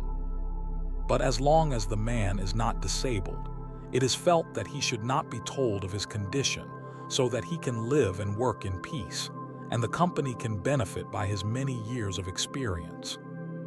This memo reveals the cold calculation behind the asbestos conspiracy. Company executives knew that their workers were developing fatal diseases, but they chose not to tell them because it would be bad for business. They were literally allowing people to work themselves to death while hiding the cause of their illness. The Johns Manville Company was particularly central to the asbestos conspiracy. As the largest producer of asbestos products in North America, they set the tone for the entire industry. Internal documents show that Johns Manville executives knew about the cancer risks as early as the 1940s, but chose to hide this information from workers, customers, and the public. One of the most chilling documents in the Johns Manville archives is a 1949 memo discussing the company's policy towards sick workers. The memo stated that the company should not provide medical examinations for workers because, once you have a finding, you must do something about it. In other words, they preferred not to know how sick their workers were because knowing would create legal and financial obligations. This policy of willful ignorance extended to the company's customers as well. Johns Manville sold asbestos products to schools, hospitals, and other institutions without warning them about the health risks. They marketed asbestos as a safe, natural product that could protect buildings from fire, even though they knew that the people installing and maintaining these products would be exposed to deadly fibers. The conspiracy wasn't limited to individual companies acting alone. The entire asbestos industry coordinated their efforts to hide the health risks and delay regulation. They formed trade associations like the Asbestos Textile Institute and the Asbestos Information Association, which served as front groups for industry propaganda. These organizations funded biased research, lobbied against regulation, and promoted asbestos as a safe product. They created educational materials for schools and safety organizations that downplayed the health risks while emphasizing the benefits of asbestos. They even funded medical conferences where industry-friendly doctors would present research that questioned the link between asbestos and disease. One of the most effective tools in the industry's arsenal was the use of industry-funded scientists who would testify that asbestos was safe. These scientists, often called product defense experts, were paid by asbestos companies to provide testimony in lawsuits and regulatory proceedings. They would argue that the science was uncertain, that other factors might be responsible for workers' illnesses, and that more research was needed before any conclusions could be drawn. Dr. John Lutz was one such expert. Employed by Johns Manville as a consultant, he testified in numerous cases that asbestos was safe and that there was no scientific basis for linking it to cancer. Yet internal documents later revealed that Lutz had access to company research showing that asbestos was deadly, and that he had advised the company on how to hide this information from the public. The asbestos industry also worked closely with government agencies to prevent regulation. They lobbied officials at the Occupational Safety and Health Administration, the Environmental Protection Agency, and other regulatory bodies to delay or weaken safety standards. They provided funding for government research projects and then tried to influence the results. In some cases, they were successful in preventing the publication of government studies that showed asbestos was dangerous. In 1978, for example, the industry successfully pressured the EPA to delay the release of a study showing that asbestos in schools posed a significant health risk to children and teachers. But perhaps the most insidious aspect of the asbestos conspiracy was the industry's decision to export their deadly products to developing countries once regulation began to tighten in the United States and Europe. As awareness of asbestos risks grew in wealthy countries, the industry simply shifted their operations to places where regulations were weaker and workers had fewer protections. Countries in Asia, Africa, and Latin America became dumping grounds for asbestos products that were being banned elsewhere. The industry marketed these products as safe and affordable alternatives to more expensive materials, while hiding the health risks from local authorities and workers. This international aspect of the conspiracy has had devastating consequences. Today, countries like India, China, and Brazil have massive asbestos industries that continue to expose millions of workers to deadly fibers. The World Health Organization estimates that asbestos kills over 100,000 people worldwide each year, and most of these deaths now occur in developing countries. The full scope of the asbestos conspiracy didn't become public until the 1970s and 80s, when lawsuits began to uncover the industry's internal documents. These documents revealed decades of deception, showing that companies had known about the deadly effects of asbestos since at least the 1930s, but had chosen to hide this information from workers and the public. The legal discovery process revealed thousands of smoking gun documents that showed the conspiracy in devastating detail. There were memos discussing strategies to hide health information, letters between executives coordinating their public statements, and research reports that clearly established the link between asbestos and cancer. One of the most damaging pieces of evidence was a 1966 letter from the president of Bendix Corporation to other asbestos company executives. The letter discussed the need to coordinate their response to growing scientific evidence about asbestos risks. "I think the time has come when we must anticipate some criticism and formulate a coordinated industry approach," the letter stated. This letter and others like it showed that the asbestos conspiracy wasn't just a case of individual companies making bad decisions in isolation. It was a coordinated industry-wide effort to hide the truth about asbestos risks and prevent regulation that might hurt profits. As the evidence of the conspiracy became public, thousands of lawsuits were filed by sick workers and their families. The legal proceedings revealed even more damaging information about the industry's deception. Executives were forced to testify about their knowledge of health risks, and internal documents were made public that showed the full extent of the cover-up. The human cost of the asbestos conspiracy is staggering. The disease kills an estimated 12,000 to 15,000 Americans every year, and the death toll is expected to continue rising for decades because of the long latency period of asbestos-related diseases. Worldwide, the death toll is even higher, with hundreds of thousands of people dying annually from diseases caused by asbestos exposure. But the numbers don't capture the full tragedy of the conspiracy. These deaths were preventable. If the asbestos industry had been honest about the health risks from the beginning, if they had warned workers and provided protective equipment, if they had supported research into safer alternatives, hundreds of thousands of lives could have been saved. Instead, they chose to prioritize profits over people. They allowed workers to be exposed to a substance they knew was deadly. They sold products to schools and hospitals without warning about the risks, and they fought regulation every step of the way.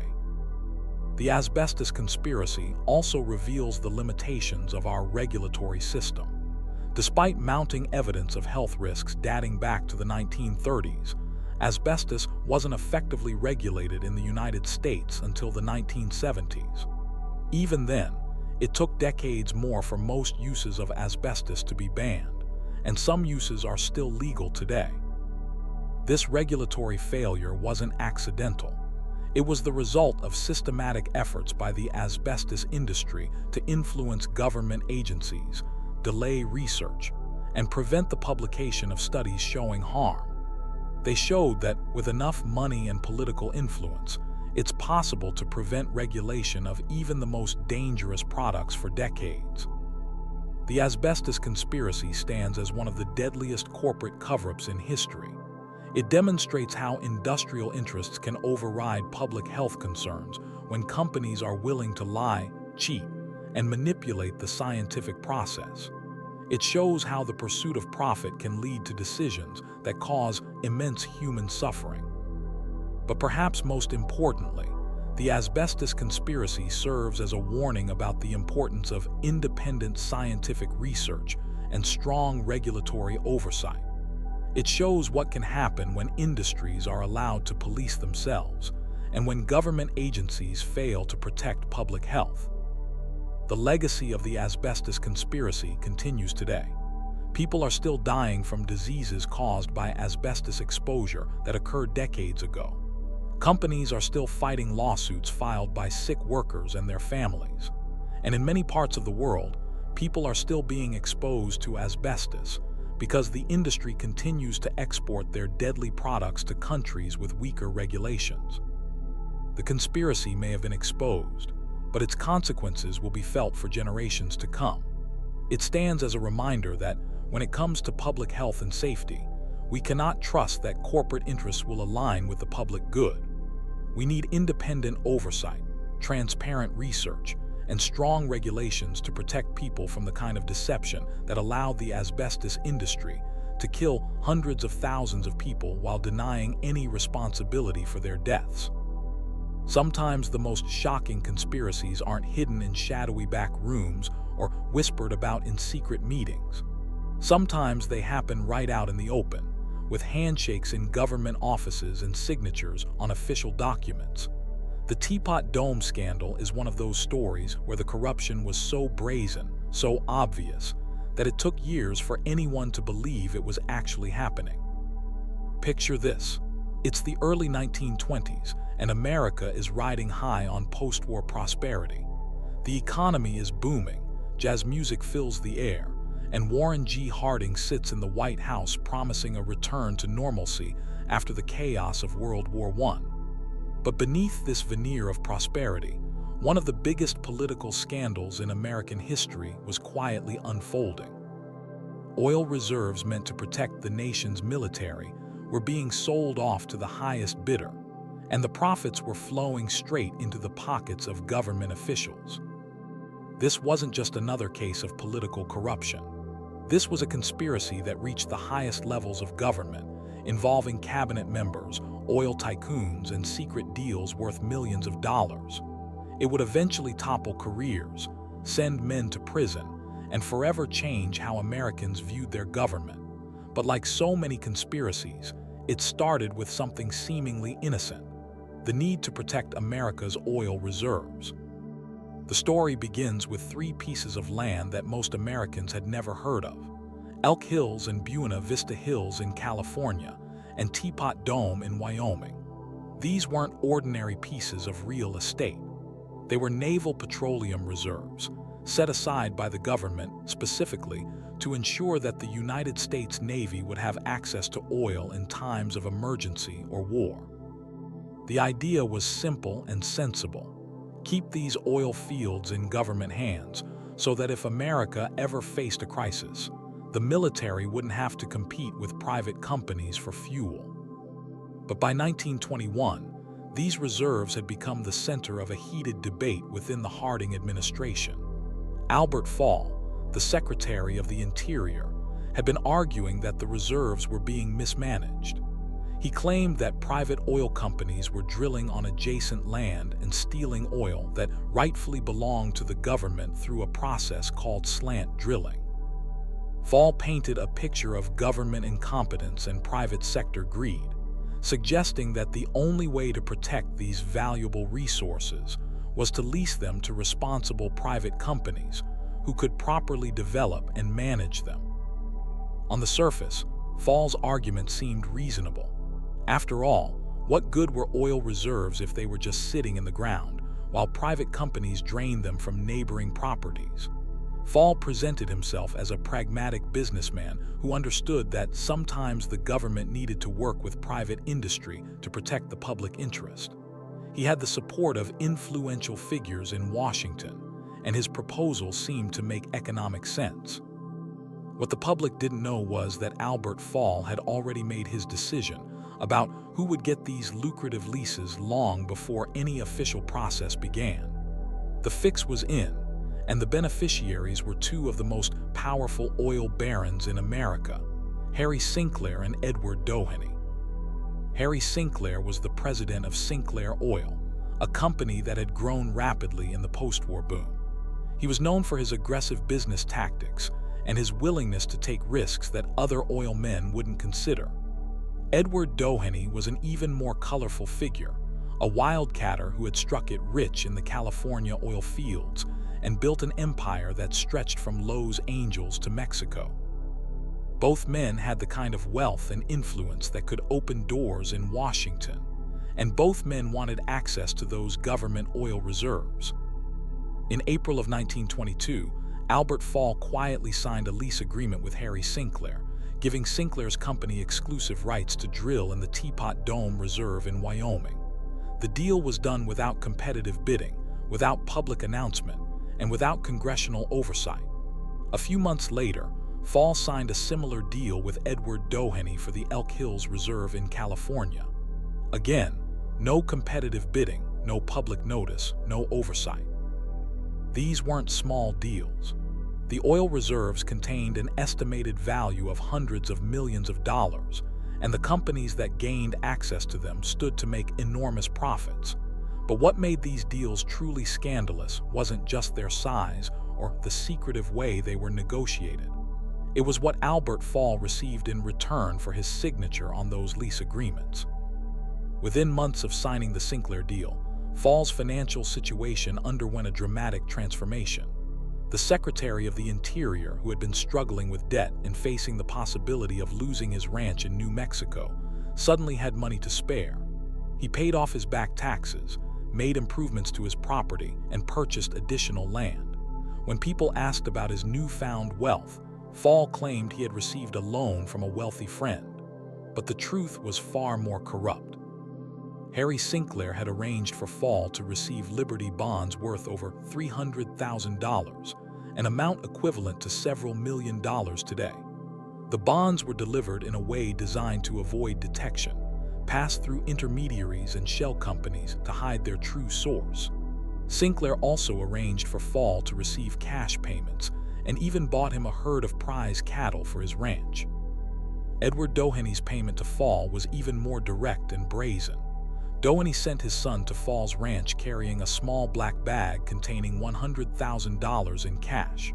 No checks, no paper trail, just cold hard cash delivered like something out of a gangster movie. Doheny would later claim in court that this was simply a loan to an old friend, but the timing made it clear that this was payment for the Elk Hills lease.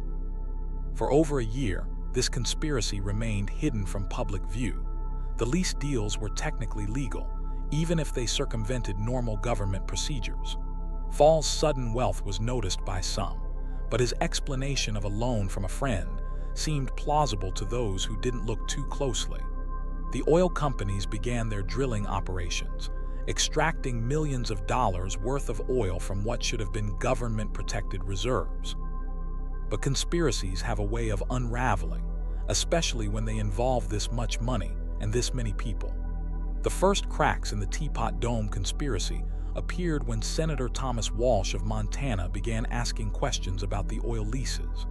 Walsh was a progressive Democrat who had always been suspicious of the cozy relationship between big business and the Republican administration. When he learned about the no-bid contracts for the naval petroleum reserves, he smelled corruption. Walsh began a congressional investigation that would eventually expose the entire scandal.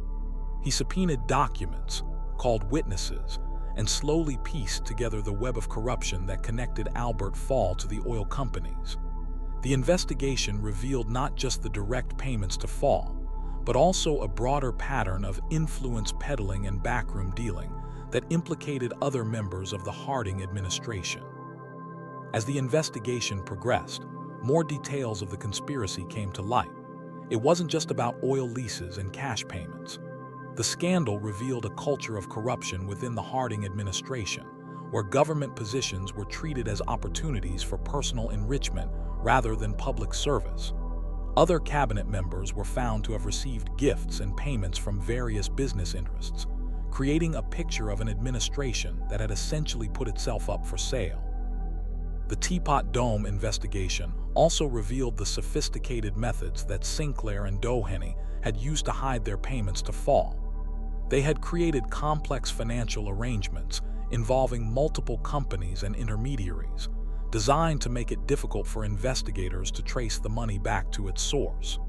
They had used coded communications and secret meetings to coordinate their activities. This wasn't just simple bribery.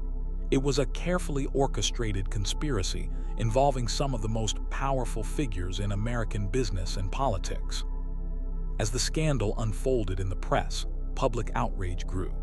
Americans who had trusted the Harding administration to represent their interests felt betrayed by the revelation that government officials were selling off national resources for personal gain. The idea that military oil reserves, set aside to protect national security, had been handed over to private companies in exchange for bribes was particularly galling to a public that had recently sacrificed so much during World War I. The political fallout from Teapot Dome was severe and long-lasting. Albert Fall became the first cabinet member in American history to be sentenced to prison for crimes committed while in office. He was convicted of accepting bribes and sentenced to 1 year in federal prison, though his age and poor health meant he served most of his time under house arrest. The man who had once wielded enormous power over America's natural resources died in relative obscurity, his reputation forever tainted by his role in the scandal. Harry Sinclair also faced legal consequences, though he managed to avoid conviction on bribery charges. He was found guilty of contempt of court and jury tampering during his trial and sentenced to prison, but his oil empire survived the scandal relatively intact.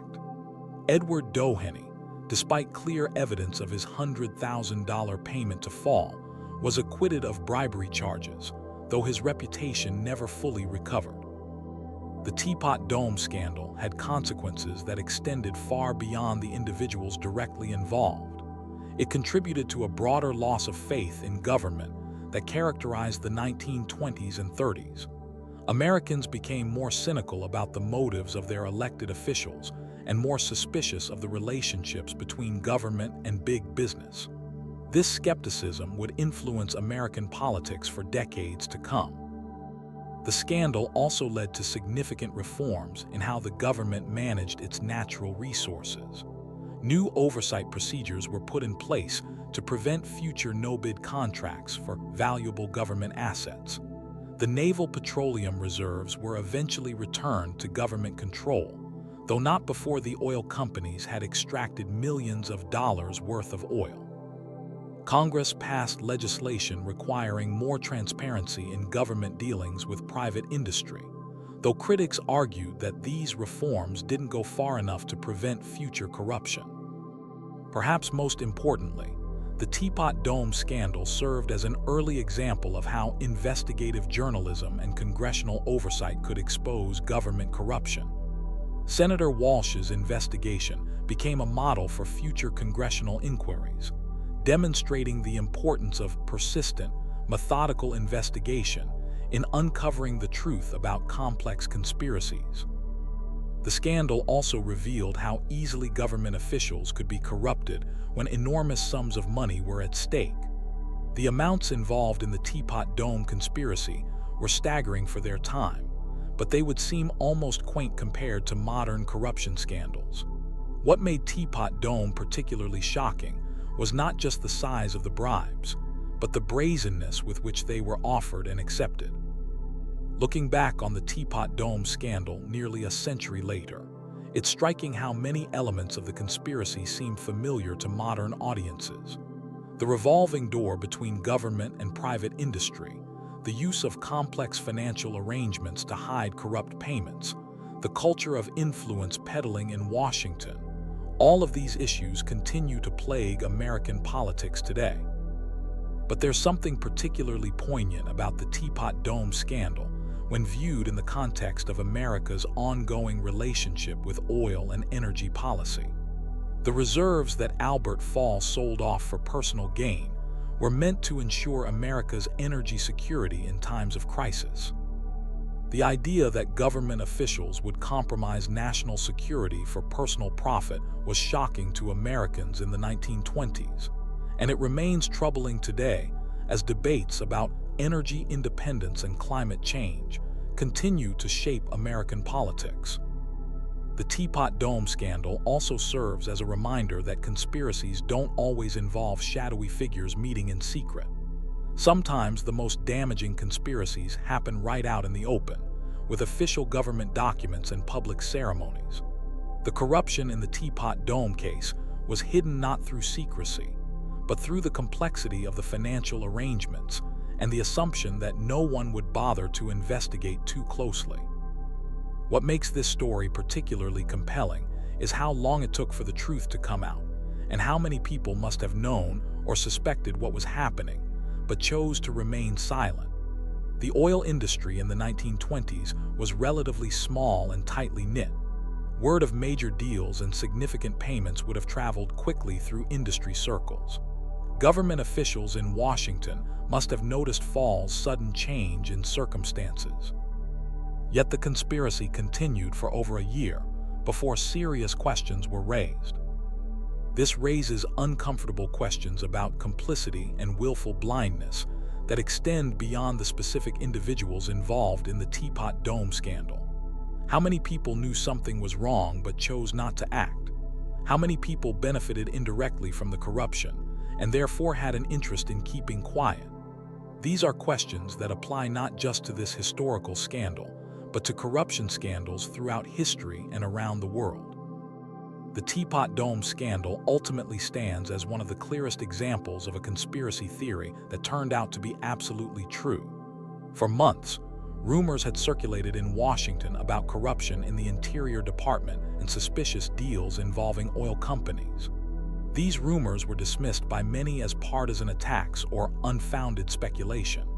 But persistent investigation eventually revealed that the truth was even worse than what the rumor mill had suggested. The oil reserves of Wyoming and California, meant to protect America in times of crisis, had indeed been sold off to private companies in exchange for bribes totaling hundreds of thousands of dollars. Government officials had indeed conspired with oil barons to circumvent normal oversight procedures and enrich themselves at public expense. The conspiracy was real, it was extensive, and it reached the highest levels of the American government. In the summer of 1953, something extraordinary happened in Iran that would reshape the Middle East for decades to come. A democratically elected government was overthrown, not by a popular uprising or a military coup led by ambitious generals, but by a carefully orchestrated operation planned and executed by foreign intelligence agencies. For years, this sounded like the kind of wild conspiracy theory that serious people dismissed as anti-Western propaganda. The idea that the CIA and British intelligence would work together to topple a sovereign government seemed too outrageous to be true. But it was true, every shocking detail of it. Operation Ajax, as it came to be known, stands as one of the most successful and ultimately destructive covert operations in modern history. It demonstrated the reach and capability of Western intelligence agencies during the Cold War, but it also set in motion a chain of events that would culminate in revolution, hostage crises, and decades of hostility between Iran and the West. This is the story of how a conspiracy to protect oil interests ended up reshaping the geopolitics of an entire region. To understand Operation Ajax, we need to travel back to Iran in the early 1950s, a country caught between tradition and modernity, between East and West, and most importantly, between its own aspirations for independence and the competing interests of global superpowers. Iran had oil, lots of it, and that oil had been controlled by foreign companies for decades through agreements that gave Iran only a tiny fraction of the profits. At the center of this story is Mohammad Mossadegh, a man whose name would become synonymous with Iranian nationalism and anti-colonial resistance. Mossadegh was not a radical revolutionary in the traditional sense. He was an aristocrat, a lawyer educated in Europe, a man who had served in various government positions for decades. But he had one quality that made him dangerous to Western interests. He believed that Iran's oil should belong to Iran. The Anglo-Iranian Oil Company, later known as British Petroleum or BP, had controlled Iran's oil industry since the early 20th century through a concession agreement that was heavily weighted in Britain's favor. The company paid the Iranian government a royalty of only 16% of its profits, while keeping the vast majority of the wealth generated by Iranian oil for British shareholders. Even worse, the company's operations were essentially a state within a state, with its own security forces, its own housing compounds for British workers, and complete control over Iran's most valuable natural resource. By the early 1950s, this arrangement had become intolerable to many Iranians. They watched as their country's oil wealth flowed to London, while most Iranians lived in poverty. They saw British workers living in luxury compounds, while Iranian oil workers lived in squalid conditions. The contrast was stark and humiliating, and it fueled a growing nationalist movement that demanded Iran take control of its own resources. Mohammad Mossadegh became the leader of this movement.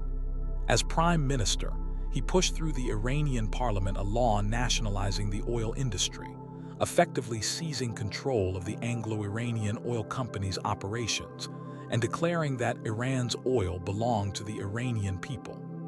The vote was overwhelmingly in favor of nationalization, reflecting the widespread popular support for Mossadegh's position. The British government was furious. The Anglo-Iranian Oil Company wasn't just any private corporation. It was partially owned by the British government and was considered vital to Britain's post-war economic recovery. The company's Iranian operations generated enormous profits that helped fund Britain's welfare state and military expenditures. Losing control of Iranian oil wasn't just a business setback. It was seen as a threat to British national interests.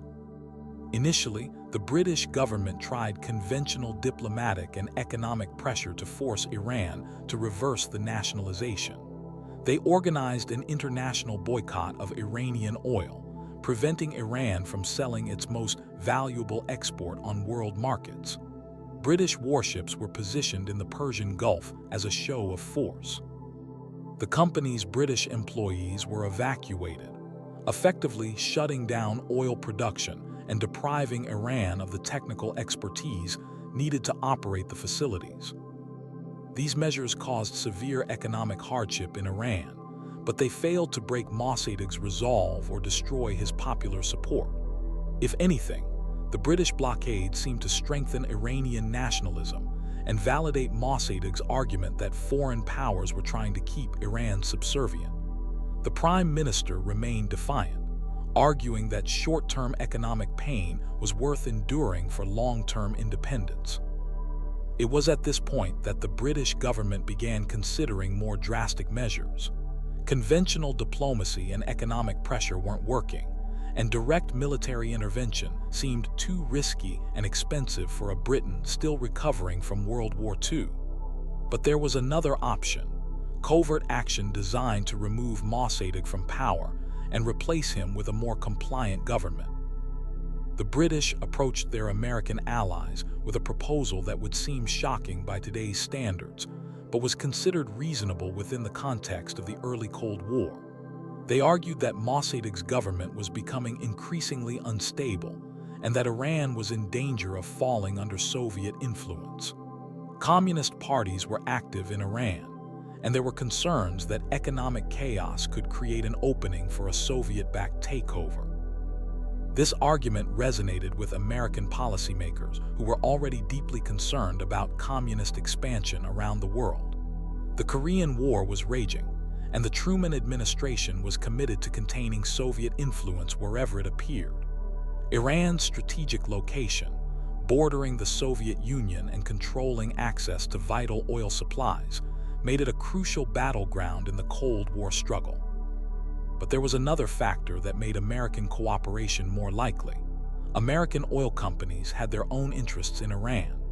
If the nationalization of the Anglo-Iranian oil company succeeded, it could set a precedent that threatened Western oil interests throughout the Middle East.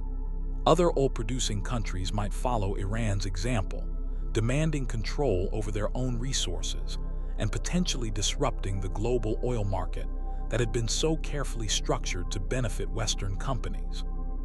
When Dwight Eisenhower became president in 1953, he inherited the Iran problem from the Truman administration. Eisenhower was more willing than his predecessor to authorize covert operations, and he was surrounded by advisors who believed that the United States needed to take a more aggressive approach to fighting communist influence around the world. The CIA, under the leadership of Allen Dulles, was eager to prove its effectiveness in covert operations. The agency had been created just a few years earlier, and there was pressure to demonstrate that it could be an effective tool of American foreign policy. Iran presented an opportunity to test the CIA's capabilities while also serving broader American strategic interests. The operation that emerged from these considerations was remarkable in its scope and ambition. The CIA and British intelligence services would work together to orchestrate the overthrow of Iran's democratically elected government, using a combination of propaganda, bribery, intimidation, and manufactured civil unrest to create conditions that would justify military intervention by forces loyal to the Shah. The plan relied heavily on the fact that Iran's political system was fragmented and that the Shah, Mohammad Reza Pahlavi, retained constitutional authority over the military, even though real political power had shifted to the elected parliament and prime minister. The conspirators believed that if they could create enough chaos and instability, they could convince the Shah to dismiss Mossadegh and install a more compliant government. The CIA assigned the operation to Kermit Roosevelt Jr., a grandson of former President Theodore Roosevelt and an experienced intelligence officer who had worked in the Middle East during World War II. Roosevelt was given virtually unlimited resources and broad authority to use whatever methods he deemed necessary to achieve the operation's objectives. Roosevelt and his team established themselves in Tehran and began implementing a sophisticated campaign of psychological warfare and political manipulation. They used CIA-front organizations to spread propaganda portraying Mossadegh as a communist sympathizer who was leading Iran towards Soviet domination. They bribed newspaper editors to publish articles critical of the government and paid demonstrators to stage protests that created an impression of widespread opposition to Mossadegh. The operation also involved more direct forms of sabotage and intimidation. CIA-funded agents infiltrated political organizations and government ministries, gathering intelligence and spreading disinformation. They organized strikes and work stoppages designed to create economic chaos and undermine confidence in the government. They even arranged for fake communist demonstrations that were designed to frighten middle-class Iranians and convince them that Mossadegh was losing control of the country. One of the most important elements of the operation was the recruitment of Iranian military officers who were willing to act against the government. The conspirators identified key figures within the Iranian armed forces who were either personally loyal to the Shah or who could be convinced through bribes or threats to support a coup. These officers would be crucial when the time came for direct action against Mossadegh's government. The psychological campaign was remarkably sophisticated for its time, using techniques that would later become standard in covert operations around the world. The CIA created fake grassroots organizations that appeared to represent ordinary Iranian citizens, but were actually funded and controlled by American intelligence. They manufactured news stories that were picked up by legitimate news outlets, creating a false impression of widespread discontent with Mossadegh's government. As the summer of 1953 progressed, the pressure on Mossadeg's government intensified. The economic boycott was taking its toll, with oil revenues virtually eliminated and the government struggling to pay its bills. Political opposition was growing, fueled by CIA propaganda and the genuine economic hardships that many Iranians were experiencing. Street demonstrations became more frequent and more violent, creating an atmosphere of instability and crisis. In this environment, the Shah finally agreed to cooperate with the coup plot. On August 15, 1953, he signed a decree dismissing Mossadegh as prime minister and appointing General Fazlollah Zahedi, one of the conspirators, to replace him. The decree was delivered to Mossadegh's residence by a trusted military officer, but the prime minister refused to accept it, arguing that the Shah did not have the constitutional authority to dismiss an elected government. The first attempt to remove Mossadegh failed when military units loyal to the government arrested the officers who had come to deliver the Shah's decree.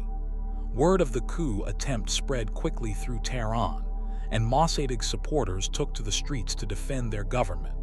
For a brief moment, it seemed as though the conspiracy had been exposed and defeated. But Kermit Roosevelt and his team were not ready to give up. They regrouped and launched a second phase of the operation, this time using different tactics. Instead of relying primarily on military action, they focused on creating massive street demonstrations that would provide cover for the final push against Mossadegh's government. The CIA had spent months building networks of paid demonstrators and had stockpiled weapons and supplies for just such a contingency.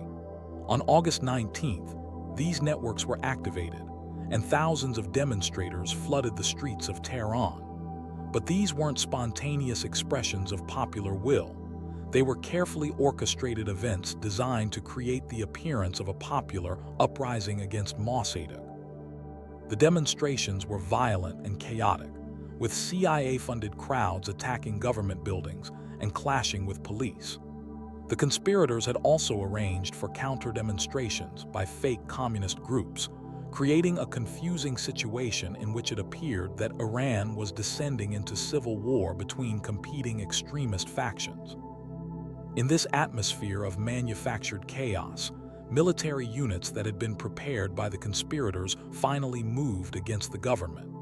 Tank units loyal to General Zahedi surrounded key government buildings, including Mossadegh's residence and the Parliament building. After several hours of fighting, during which dozens of people were killed, Mossadegh's government collapsed.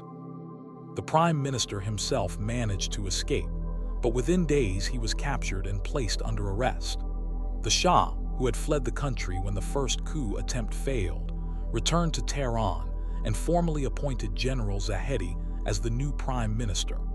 The democratically elected government of Iran had been overthrown and replaced with a military regime that was friendly to Western interests.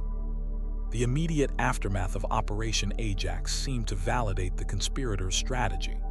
The new government quickly reached an agreement with Western oil companies that gave them renewed access to Iranian oil, though under terms that were somewhat more favorable to Iran than the old Anglo-Iranian oil company arrangement. Political opposition was suppressed, with many of Mossadegh's supporters arrested or forced into exile. The Shah's power was consolidated, and Iran became a reliable ally of the United States in the Cold War struggle against Soviet influence.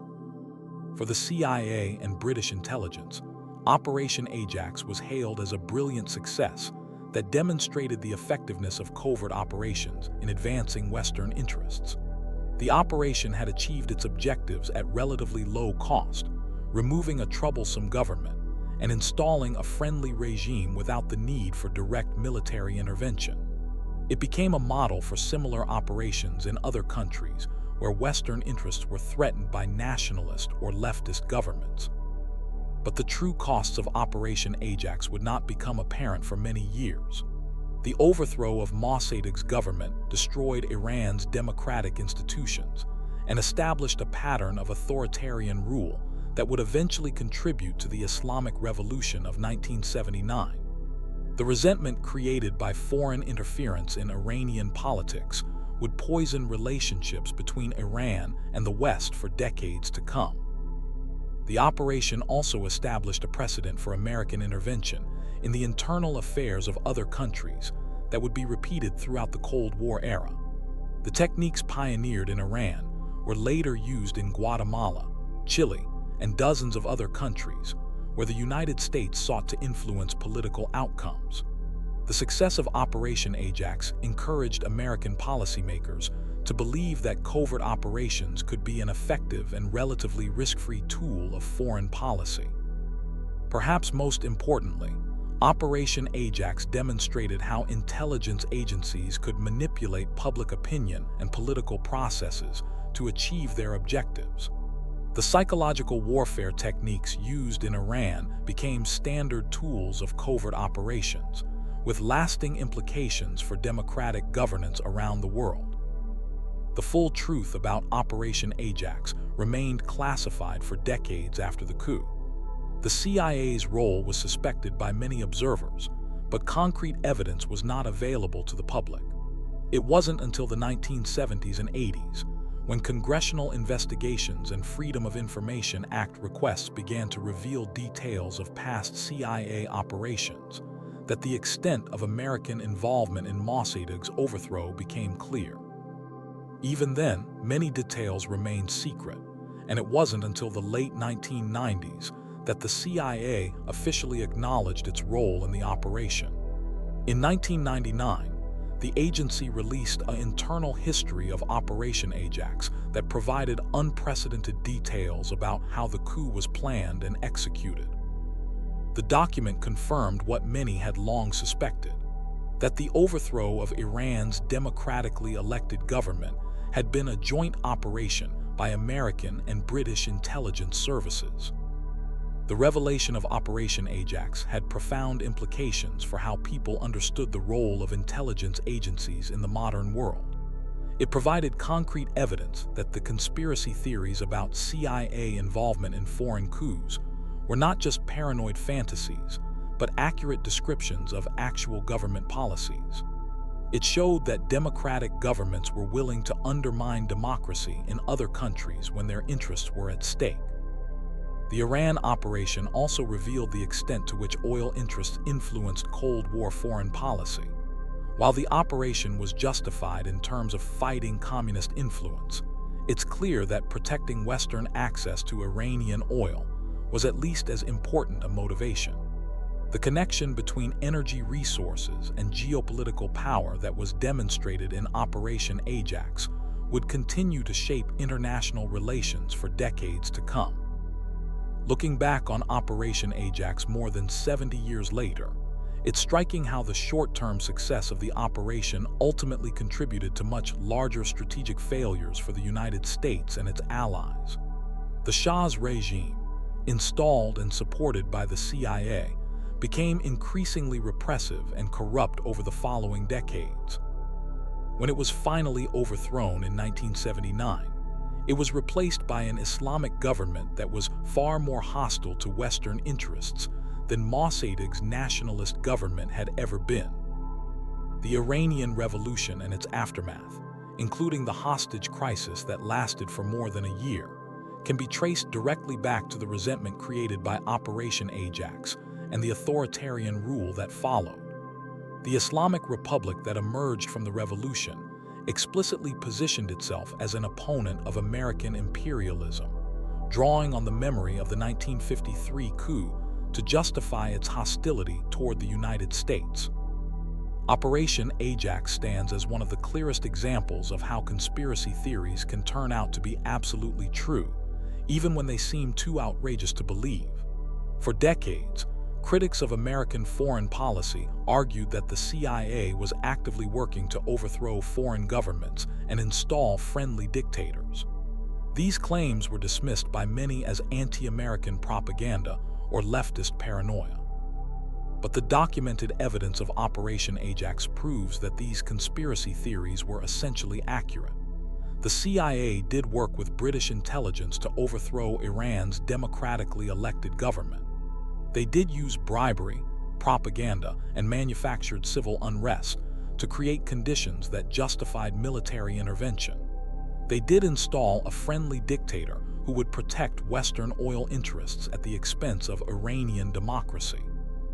The operation was not just a single isolated incident, but part of a broader pattern of covert operations that shaped the Cold War era. Similar techniques were used in dozens of other countries, with varying degrees of success and failure. The Iran operation became a template that was refined and repeated wherever Western interests were threatened by inconvenient democratic outcomes. Understanding Operation Ajax is crucial for anyone trying to make sense of modern Middle Eastern politics or the broader history of American foreign policy during the Cold War.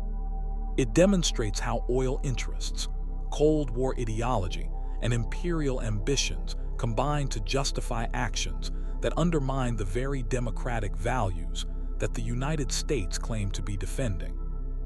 The conspiracy that toppled Mohammed Mossadegh was real, it was extensive, and its consequences are still being felt today. In a region still struggling with the legacy of foreign intervention and authoritarian rule, Operation Ajax serves as a reminder of how short-term strategic gains can lead to long-term strategic disasters, and how the truth about government conspiracies, no matter how well hidden, eventually comes to light. History is filled with conspiracies, some hidden in government offices, some buried in classified files, and others whispered about in corridors of power until the truth finally comes to light. The stories we've explored today are just a glimpse into the real conspiracies, the documented cover-ups, and the shocking truths that were once dismissed as mere theories. But the more we uncover, the more we realize how much is still hidden from view.